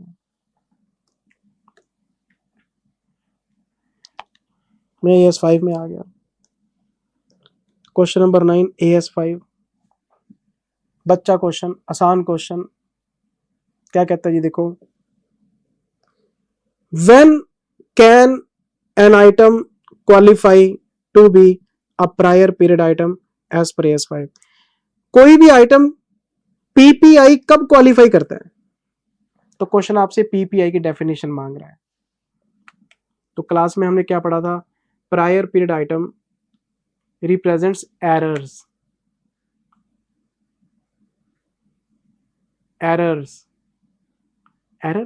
error of omission, error of commission, misinterpretation of the facts in the financial statements of earlier period or earlier periods। Mistake 1 साल पुरानी हो सकती है, उससे भी पुरानी हो सकती है। Error of omission, error of commission, miss interpretation, ये होता है आपका PPI। और AS5 कहता है पिछले सालों के फाइनेंशियल स्टेटमेंट में जो गलतियां हैं उन्हें करंट ईयर में आप रेक्टिफाई करो प्रोस्पेक्टिवली बेसिस पे। चेंज इन पॉलिसी है तो रेट्रोस्पेक्टिवली ठीक करते हैं, लेकिन प्रायर पीरियड आइटम को तो हम प्रोस्पेक्टिवली बेसिस पे ठीक करते हैं। जैसी मिस्टेक पकड़ में आई, चाहे वो 1 साल पुरानी है 10 साल पुरानी है, करंट ईयर में उसका इफेक्ट ले लेते हैं। आपको ईपीएस में भी यही बताया था ES 20 में कि करंट ईयर के P&L में आपको पीपीआई का इफेक्ट लेना है। तो प्रायर पीरियड आइटम क्या होता है? Error of omission, error of commission, misinterpretation in the financial statements of an earlier period और earlier periods, or these errors should be rectified on prospectively basis in current year so that its impact on current year's profits may be perceived। यही sentence लिखवाए हुए हैं आपको। हो गया answer. PPA बता दिया क्या होता है जी। अच्छा, अब इसका बी पार्ट क्या है? The company finds that the stock sheet March 24, company को पता लगा कि 31 मार्च 2024 में जो स्टॉक शीट्स होते हैं did not include 2 pages containing details of inventory B। लो जी, 31 मार्च 24 को 20 लाख का स्टॉक काउंट करना भूल गए। अब ये स्टॉक काउंट करना भूल गए तो पिछले साल का क्लोजिंग स्टॉक गलत है। अब तो वो तो फाइनेंशियल स्टेटमेंट बन गए, उसका तो कुछ हो नहीं सकता। अब जो पिछले साल का क्लोजिंग स्टॉक है वो मेरे करंट ईयर का ओपनिंग स्टॉक है, तो मेरा ओपनिंग स्टॉक गलत है, मैं उसको ठीक कर लूंगा। ये देखो, state how will you deal with this matter in the accounts of A Limited for the period end March 25 with reference to। तो AS5 कहता है मिस्टेक्स को आप प्रोस्पेक्टिवली बेसिस पे ठीक करो करंट ईयर में। तो कोई बात नहीं, पिछले साल का स्टॉक गलत है तो इस साल का ओपनिंग स्टॉक भी गलत है, मैं ओपनिंग स्टॉक ठीक कर लेता हूँ 20 लाख से। तो current year's opening stock should be rectified by 20 lakh rupees. बस खत्म हो गई बात। या पढ़ लेना बेटे, आसान सा क्वेश्चन है, आरटीपी में इसका आंसर दे रखा है, इसमें पढ़ाने वाला मेरे पास कुछ नहीं है। मैं क्वेश्चन नंबर 10 में आ गया। मेरे को नहीं कराना, मेरे पास लिस्ट बनी हुई है। अच्छा, ये कौन सा क्वेश्चन है? ये क्लास बुक में जाओ और क्लास बुक का क्वेश्चन नंबर 8 पढ़ो, हमने पढ़ा हुआ है। पेज नंबर 54 है कि 34 है? Page number 54, module 2। मैंने आपको 3 किताबें भेजी थी ना, तीसरी किताब तो MCQ की थी, 2 किताबें हमारी मेन थी, ये मॉड्यूल 2 में हमने कराया हुआ है। क्लास बुक का 8वां क्वेश्चन है, मैं कह रहा हूं, झूठ तो नहीं कह रहा, क्यों मत्था मारते हो? रिपीट क्वेश्चन है, रिपीट क्वेश्चन को क्या पढ़ना है? चलो AS9, ये भी रिपीट क्वेश्चन है जी। क्लास बुक का क्वेश्चन नंबर 11 है। लो, आरटीपी का भी 11, क्लास बुक का भी 11, page number 116, module number 1। Repeat question है, पुराना क्वेश्चन है, इस पे क्या मत्था मारना है। अच्छा जी, मैं आगे बढ़ गया। लो जी, मैं आ गया क्वेश्चन नंबर 12 में, और क्वेश्चन नंबर 12 किस चीज पे है? AS10 पे। PPE बहुत टाइम लगा के पढ़ाया था बेटे, बड़ा प्यार से पढ़ाया था आपको।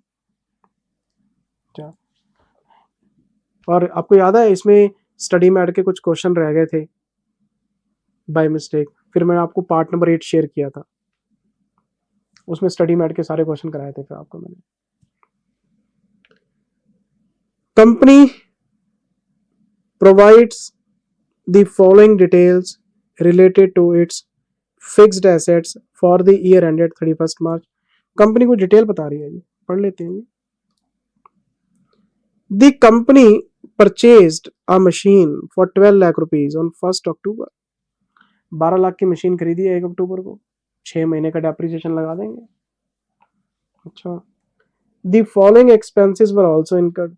अच्छा, कॉस्ट मांग रहा आपसे,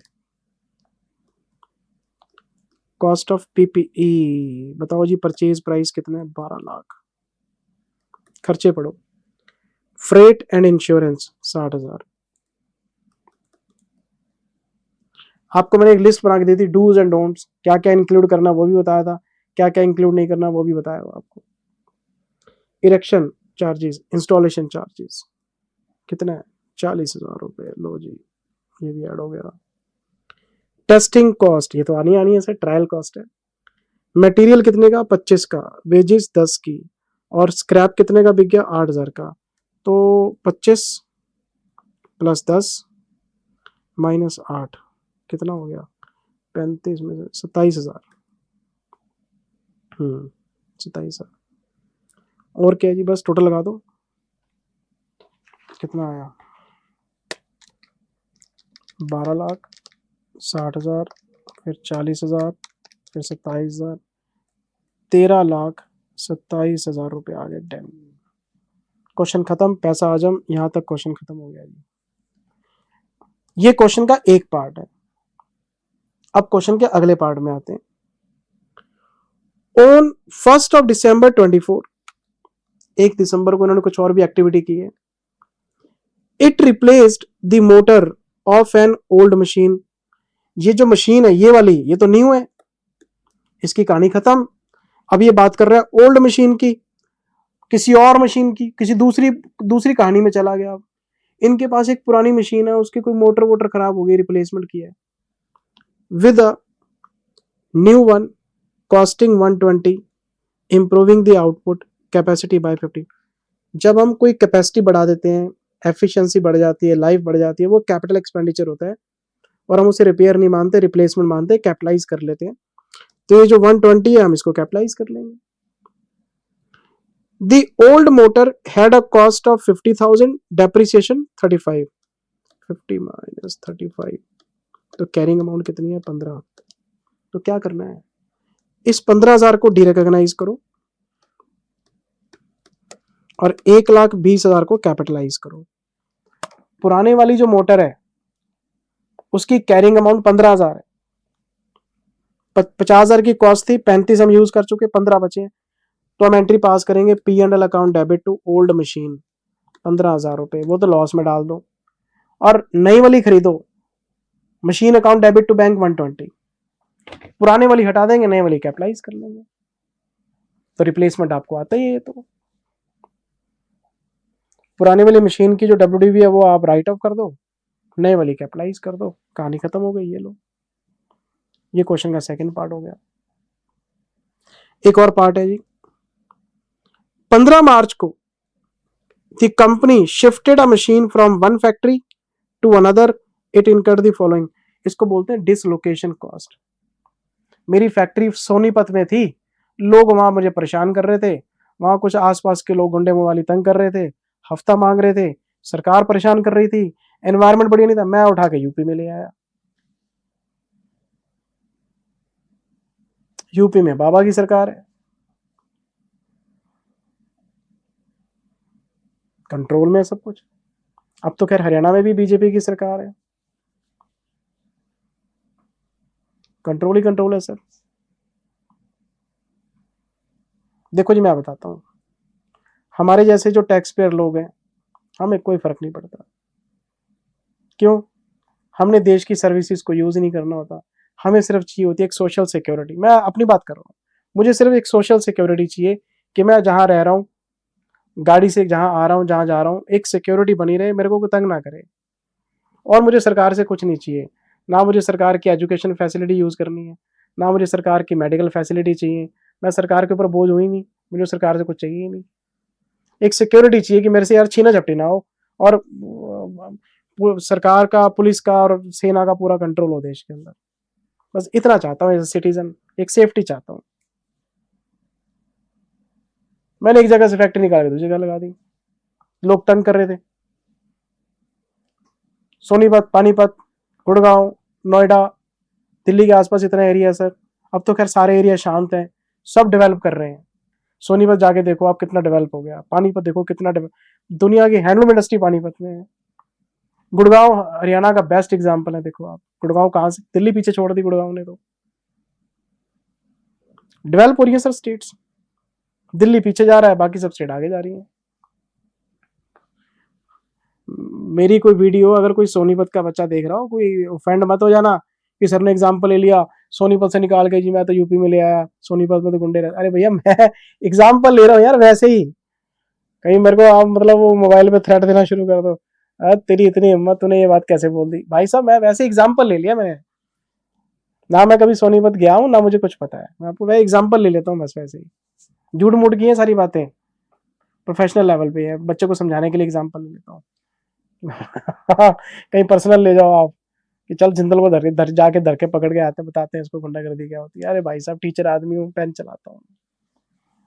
ऑफेंड मत हो जाना बेटे, किसी चीज को पर्सनली कभी नहीं लेते, है ना। देखो 2-4 साल और पढ़ाना है मुझे, ठीक, पता नहीं उसके बाद जीवन रहेगा कि नहीं रहेगा, और जीवन रहेगा तो मैं इंडिया में रहूंगा कि नहीं रहूंगा मुझे खुद नहीं पता, है ना। ये देखो dismantling cost, transportation, loss due to, ये सारी चीजें 30 और 6 36 ये सब पी एंडल में जाएगा। क्यों? AS10 कहता है किसी एसेट को खरीदने की कॉस्ट तो आप कैपिटलाइज कर सकते हैं, किसी एसेट को खरीदने की कॉस्ट तो आप कैपिटलाइज कर सकते हैं। डिसलोकेशन तो आपकी शिफ्टिंग है, एक पुरानी मशीन निकाल के आप वहां शिफ्ट कर दिया आपने, ये तो ये तो आपका कॉस्ट खरीदने से रिलेटेड थोड़ा ना है, ये तो आपका एक्सपेंडिचर है, पी&एल में डालो। तो जो डिसलोकेशन कॉस्ट होती है वो तो कैपिटलाइज ही नहीं होती कभी। ऐसे तो आप 50 जगह बदलते रहो, आज किराए की फैक्ट्री है, कल किराए की फैक्ट्री वहां, ऐसे थोड़ा ना कॉस्ट कैपिटलाइज होती है। बस क्वेश्चन खत्म हो गया, आपको इसका आंसर दिखाता हूँ।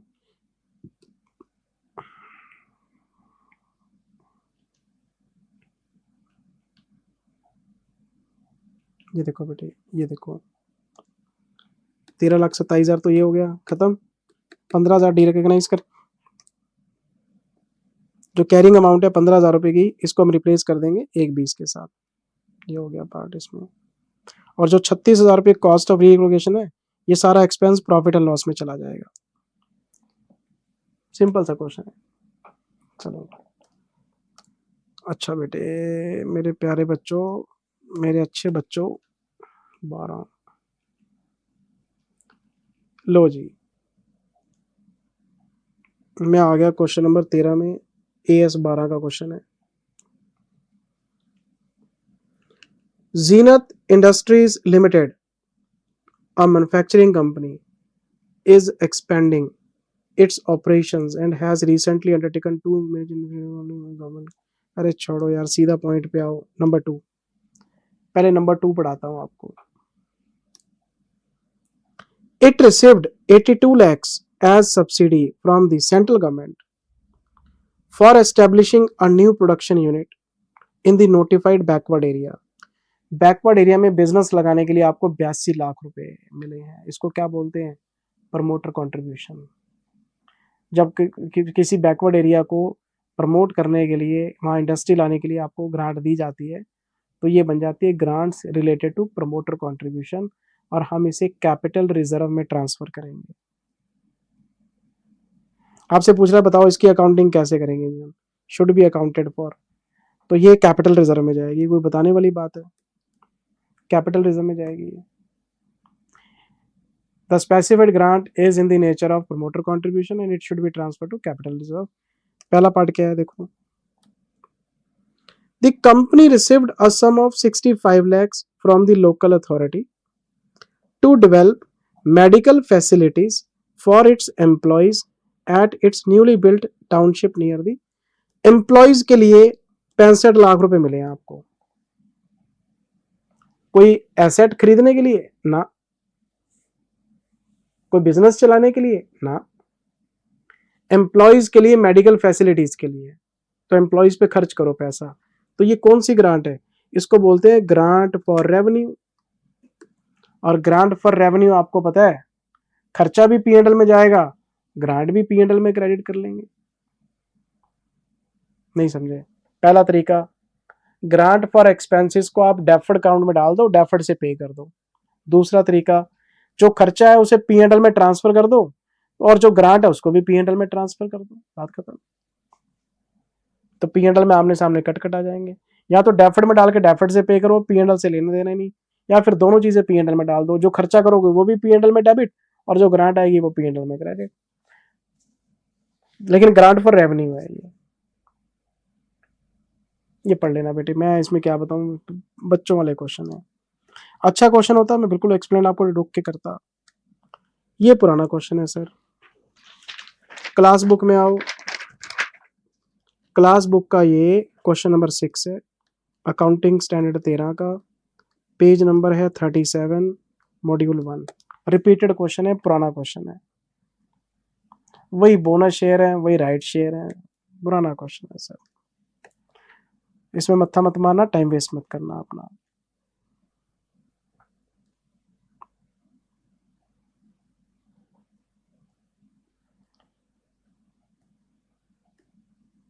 ये रहा सर, अकाउंटिंग स्टैंडर्ड 14 एमेलगामेशन का क्वेश्चन है, 15th नंबर। किस चीज का क्वेश्चन है? ये है सर पूलिंग इंटरेस्ट का। पूलिंग इंटरेस्ट किसको बोलते हैं? मर्जर को बोलते हैं सर। अच्छा, मर्जर को बोलते हैं। मर्जर में क्या करते हैं?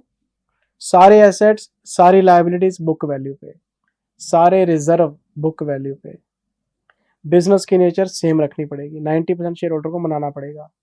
एक और बात, परचेज कंसिडरेशन इसमें से माइनस करते हैं share capital of vendor company, और जो भी डिफरेंस आता है उसको बोलते हैं लॉस और प्रॉफिट ऑन मर्जर। और जो भी लॉस प्रॉफिट आएगा इसे रिजर्व एंड सरप्लस में प्लस माइनस करना होता है आपने। अगर आपका पीसी ज्यादा है, वेंडर कंपनी की शेयर कैपिटल कम है, अगर ये परचेज मेथड का क्वेश्चन होता तो पीसी का कंपैरिजन होता नेट एसेट्स के साथ, डिफरेंस आता गुडविल और कैपिटल रिजर्व। लेकिन पूलिंग इंटरेस्ट के अंदर हम परचेज कंसीडरेशन को कंपेयर करते हैं वेंडर कंपनी की शेयर कैपिटल से। अगर आपका पीसी ज्यादा है तो ये लॉस ऑन मर्जर है, और लॉस ऑन मर्जर को फिर हम रिजर्व में से राइट ऑफ करते हैं। पहले कैपिटल रिजर्व में से राइट ऑफ करते हैं, फिर जीआर में से, फिर पी&एल में से। अगर आपका पीसी कम है तो फिर प्रॉफिट ऑन मर्जर है, प्रॉफिट ऑन मर्जर है तो कैपिटल रिजर्व में डाल देते हैं हम। मतलब क्रेडिट तो जाना कैपिटल रिजर्व में ही है, लेकिन जब राइट ऑफ करने की बात आती है तो यहाँ पे गुडविल रिप्लेस होती है, यहाँ पे रिजर्व्स को हम यूज करते हैं। इतना सा पॉइंट है बस आपको।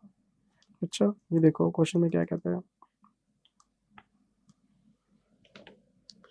X company limited having share capital of 50 lakh rupees divided into equity shares of 10 each was taken over by Y Limited।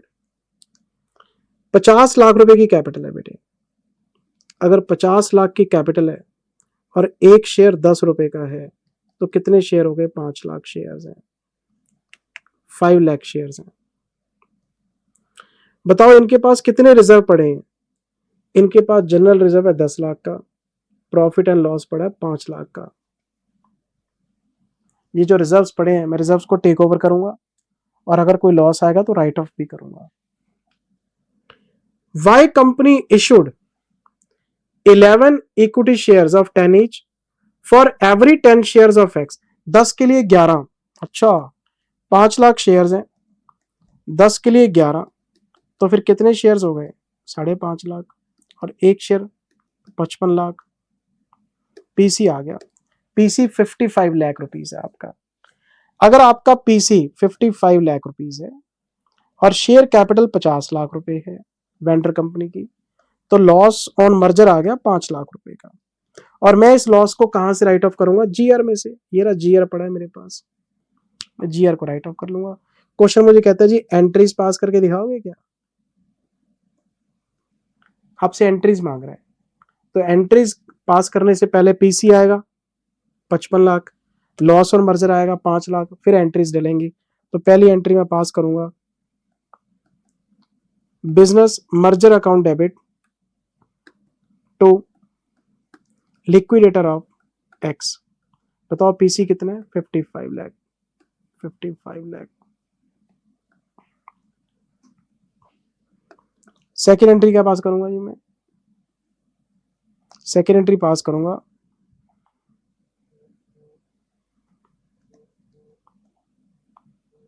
Net assets debit. अब मुझे एक बात बताओ, अगर मैं एक बैलेंस शीट बना रहा हूं, शेयर कैपिटल 50 लाख है, जनरल रिजर्व 10 लाख है, पी&एल 5 लाख है, तो टोटल कितने के हो गए? 65। तो मेरे पास एसेट्स भी कितने के होंगे? 65। अंडरस्टूड बात है ये तो। ये मैंने एक्स की बैलेंस शीट बना के दिखाई है आपको। भाई लाइबिलिटी साइड का टोटल एसेट साइड के साथ बराबर ही तो रहता है ना। अच्छा, एंट्रीज पास करनी है लो। 65 lakhs टू GR। मैं रिजर्व्स को टेक ओवर करूंगा, मैं सारे रिजर्व्स को टेक ओवर करता हूं। अच्छा, to business merger 55। Loss on merger भी पता आपको कितना आएगा, लॉस ऑन मर्जर आएगा 5 लाख रुपए का। 55 माइनस 50। मैंने सारे एसेट्स ले लिए 65, सारे रिजर्व्स भी ले लिए, बिजनेस मर्जर अकाउंट क्लोज कर दिया, लॉस आ गया। थर्ड एंट्री में लिखूंगा liquidator account debit 55 to equity share capital 55। ये मैंने पीसी पे कर दिया। एक और एंट्री पास करूंगा, जर्नल रिजर्व डेबिट 5 लाख रुपए to loss on merger 5 lakh रुपए। अब इस प्रेजेंटेशन में और इंस्टीट्यूट के प्रेजेंटेशन में दो चेंजेस हैं। पहला, हम यूज करते हैं यहाँ पे बिजनेस मर्जर अकाउंट, और परचेज मेथड में यूज करते हैं बिजनेस परचेज अकाउंट। तो इन्होंने एंट्रीज में इसमें भी बिजनेस परचेज ही लिखा हुआ है, मर्जर वर्ड यूज नहीं किया।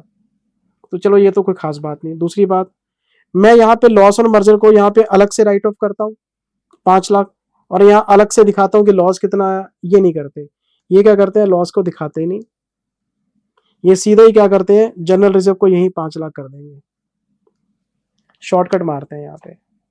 तो हमारे वाला प्रेजेंटेशन थोड़ा डिटेल्ड है, इनका शॉर्टकट है, मैं आपको चेक करा देता हूँ। ये देखो, ये तो शॉर्टकट मारते हैं, ये सोचते हैं बच्चा बहुत पढ़ा लिखा है, कर लेगा अपने आप। ये देखो,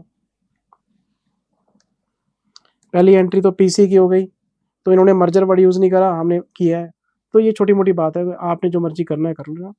ये देखो 65 लाख के एसेट्स हैं, 55 लाख का पीसी है, जनरल रिजर्व यही 5 लाख कर दिया इन्होंने, जनरल रिजर्व को यही 5 लाख कर दिया, वो लॉस की एंट्री अलग से नहीं दिखाई बस। चलो जी, मैं जरा वापस आता हूँ, क्या कहते हैं मुझे देखने दो। ये बेटे अकाउंटिंग स्टैंडर्ड 16 का क्वेश्चन, क्वेश्चन नंबर 16, AS भी 16, क्वेश्चन नंबर भी 16। आओ देखिए क्या कहता है क्वेश्चन।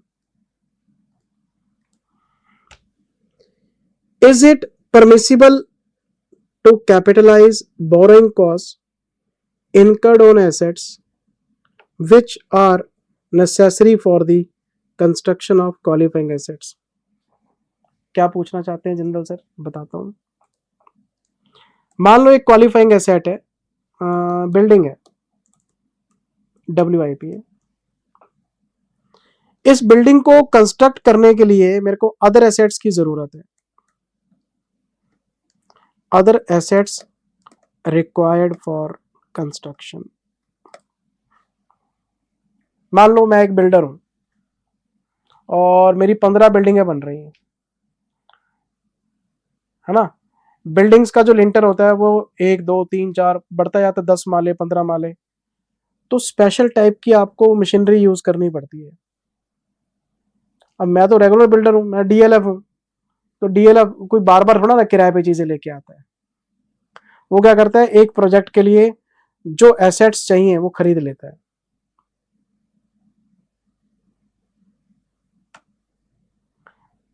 जब हम किसी एसेट का कंस्ट्रक्शन या प्रोडक्शन करते हैं तो उसकी कंस्ट्रक्शन में कोई दूसरे एसेट्स यूज होने हैं, मैंने वो खरीद लिए। तो आपसे सिर्फ ये पूछा जा रहा है कि अगर इस बिल्डिंग के लिए मैंने लोन लिया हो और इस लोन के ऊपर ब्याज हो, ठीक है, तो ये जो अदर एसेट्स हैं, क्या आप इसको एक्सपेंडिचर मानोगे इस बिल्डिंग का? बिल्कुल मानेंगे। मान लो मैंने यहाँ पे 10 करोड़ खर्च किए हैं और 2 करोड़ के मेरे ये एसेट्स आए हैं, तो ये जो 2 करोड़ रुपए मैंने अदर एसेट्स पे खर्च किए हैं वो इस बिल्डिंग के लिए तो किए हैं। तो ये जो 10 करोड़ खर्च हुए हैं इसमें 2 तो यही है, 8 अदर होंगे।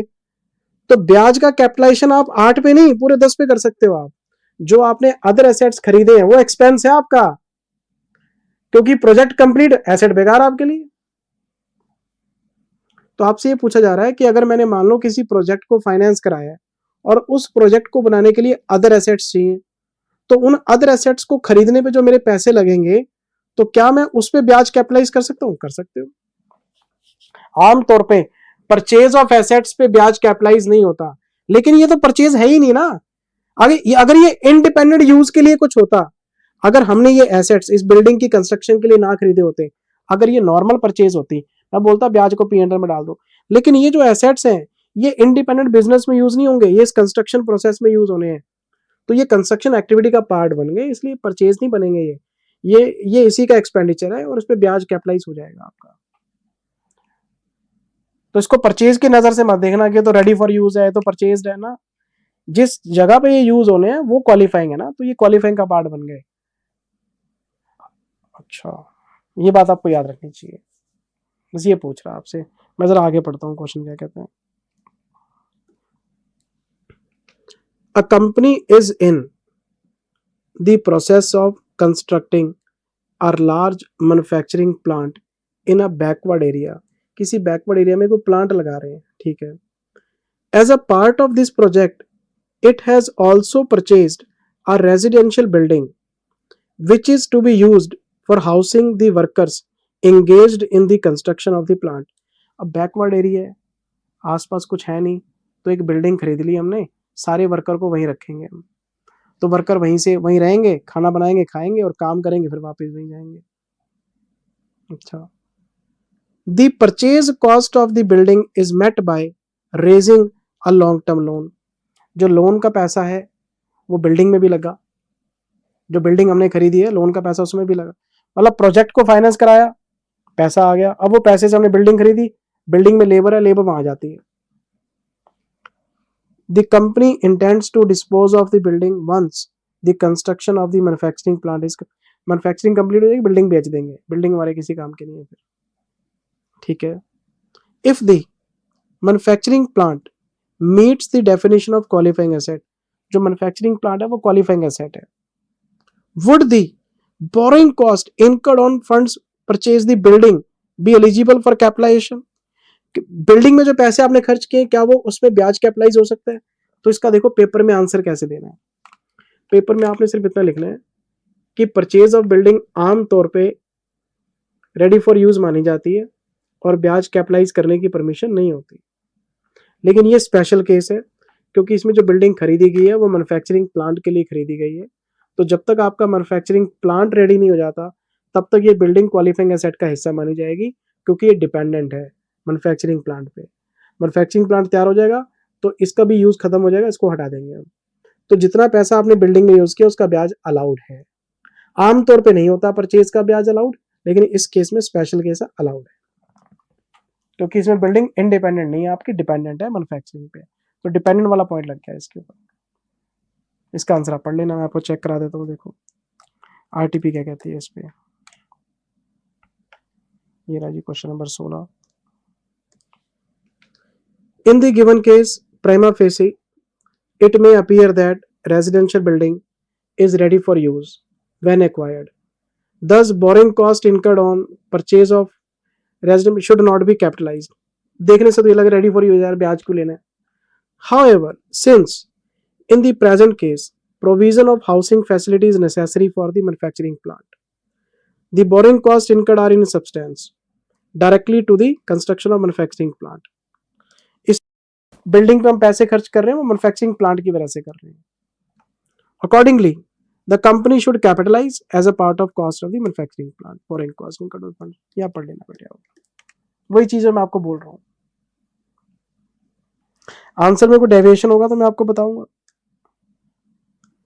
अच्छा, फिर कौन सा क्वेश्चन आ गया 17, अरे ये तो सेगमेंट रिपोर्ट का क्वेश्चन है, आपको पता ही है ये हमारी क्लास बुक में है।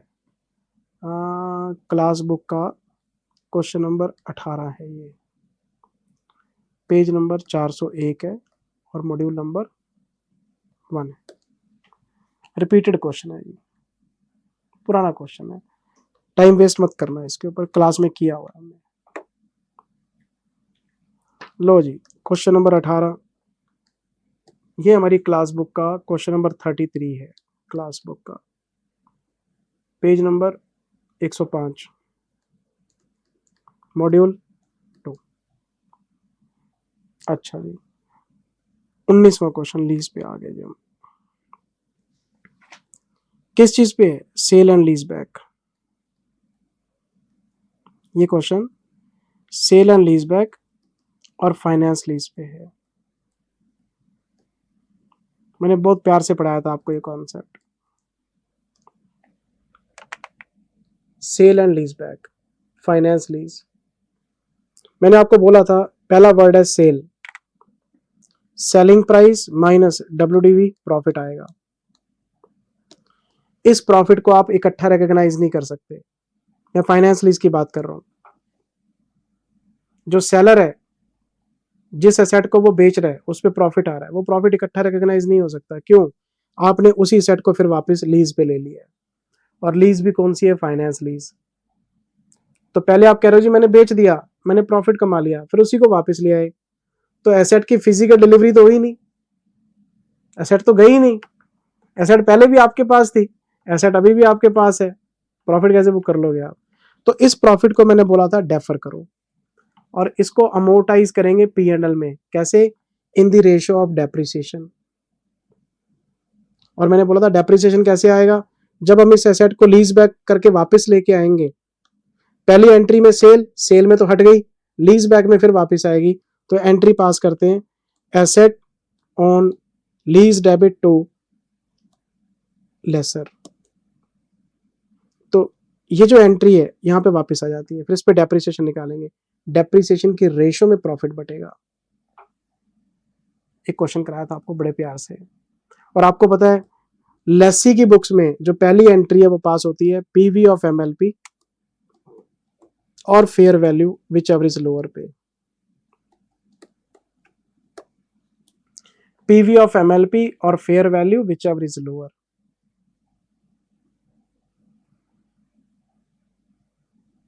और अगर आपका IRR बिल्कुल ठीक है तो जो PV ऑफ MLP है यहाँ तो फेयर वैल्यू के बराबर आएगी, उससे कम आएगी, ज्यादा कभी नहीं हो सकती। और अगर आपका रेट ही गलत है फिर कुछ भी हो सकता है सर। तो sale and lease back finance lease का फंडा बस इतना ही था कि जितना भी प्रॉफिट आएगा वो प्रॉफिट आपको डेप्रिसिएशन की रेशियो में एलोकेट करना है। मैं क्वेश्चन पढ़ाता हूँ, मैं कुछ नई चीज नहीं बता रहा, सब क्लास में कराया हुआ है, सब कुछ क्लास में पढ़ाया हुआ है बेटे, मैं कुछ भी नया नहीं बता रहा। देखो 1 अप्रैल 24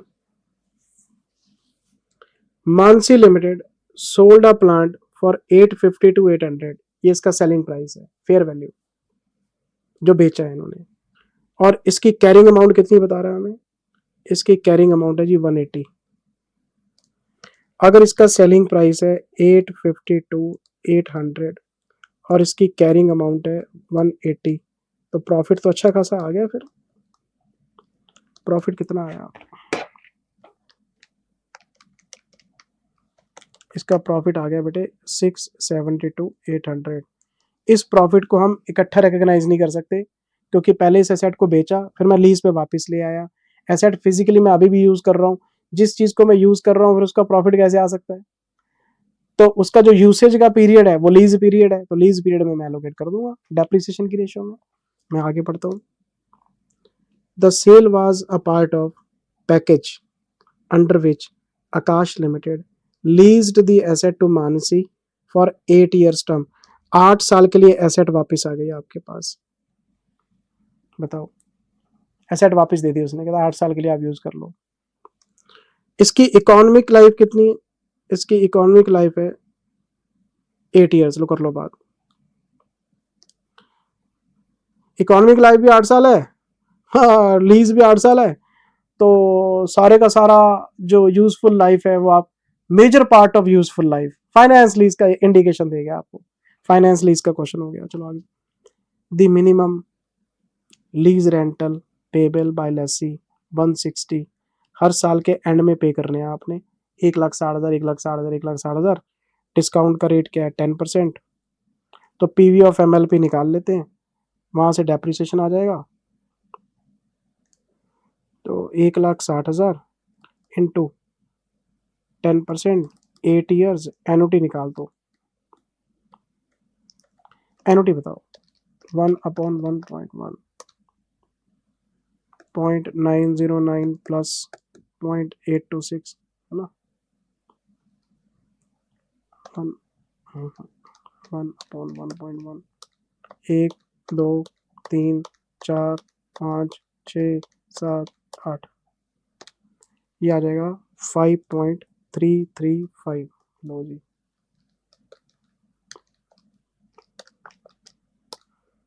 1, 2, 3, 4, 5, 6, 7, 8, 1,60,000 इंटू 5.335, ये आ गया 8,53,600। और फेयर वैल्यू कितनी है? 8,52,800। Which ever is lower, 8,52,800। वैसे पीवीएफ एमएलपी कभी ऊपर जाता नहीं है, रेट वेट में गलती होगी इनके, तो ये इस पे हम रिकॉर्ड करेंगे। एंट्री क्या पास करेंगे? एसेट अकाउंट डेबिट टू आकाश 852,800, 852,800। अब इस पे डेप्रिसिएशन निकालना है। इस पे 852,800 डिवाइडेड बाय 8 ईयर्स। अरे डेप्रिसिएशन की तो बराबर ही आएगा, डेप्रिसिएशन तो ये आएगा, और हर साल इतने लगेगा इस पे, क्योंकि एसएलएम लगाना है। मैंने तो आपको क्लास में क्वेश्चन डब्ल्यूडीवी का कराया था और हर साल का डेप्रिसिएशन अलग हो गया था, फिर उसकी रेशियो बनाई थी। यहाँ तो सेम है। अच्छा, डेप्रिसिएशन अगर सेम है तो रेशियो भी सेम है, तो प्रॉफिट कितना आया था आपका? 6,72,800। लो इसको भी 8 से डिवाइड करो। रेशियो आ जाएगी 1:1:1:1:1:1। लो 6,72,800 डिवाइड बाय 8, तो ये आ जाएगा 84,100। तो करना क्या है, पी एंड एल में डेप्रिसिएशन जाएगा ये, और उधर से प्रॉफिट आएगा 84,100। नेट अमाउंट बताओ? 22,500। नेट एक्सपेंस 1,66,000 रुपए का डेप्रिसिएशन पी एंड एल में डेबिट होगा, और उधर से 84,100 का प्रॉफिट अमोर्टाइज होगा। अगर क्वेश्चन मुझसे पूछ ले कि नेट इफेक्ट बताओ, तो 22,500 का नेट इफेक्ट आएगा। मैं ये क्यों बोल रहा हूँ, क्वेश्चन ने पूछा है मेरे से। देखो, calculate the net effect on statement of P and L. भाई जब हर साल का डेप्रिसिएशन सेम आएगा तो रेशियो 1:1:1:1, तो 8 ही बनेंगे। अच्छा, तो डिवाइडेड बाई 8 ही तो करना है। उधर से डिवाइड बाई 8 करके डेप्रिसिएशन आ जाएगा, इधर से आपका प्रॉफिट अमोर्टाइज हो जाएगा, 22,500 का इफेक्ट आएगा। ये रहा आपका आंसर, ये लो, ये रहा आपका आंसर। ये रहा क्वेश्चन दे रखा है इन्होंने, सारी वर्किंग मैंने कराई है आपको। ये रहा 22,500 प्रॉफिट एंड लॉस में चला जाएगा जी। ये 84,100 का प्रॉफिट आपको बताया गया है, डेप्रिसिएशन बताया गया है। मैंने क्वेश्चन एक्सप्लेन कर दिया बेटे आपको। मैं आ गया आरटीपी के आखिरी क्वेश्चन में। आरटीपी का आखिरी क्वेश्चन है, 20वां क्वेश्चन मुझे नहीं कराना। क्यों? कंपनी फाइनल अकाउंट का क्वेश्चन है। Company final account class book का क्वेश्चन नंबर 25 है ये।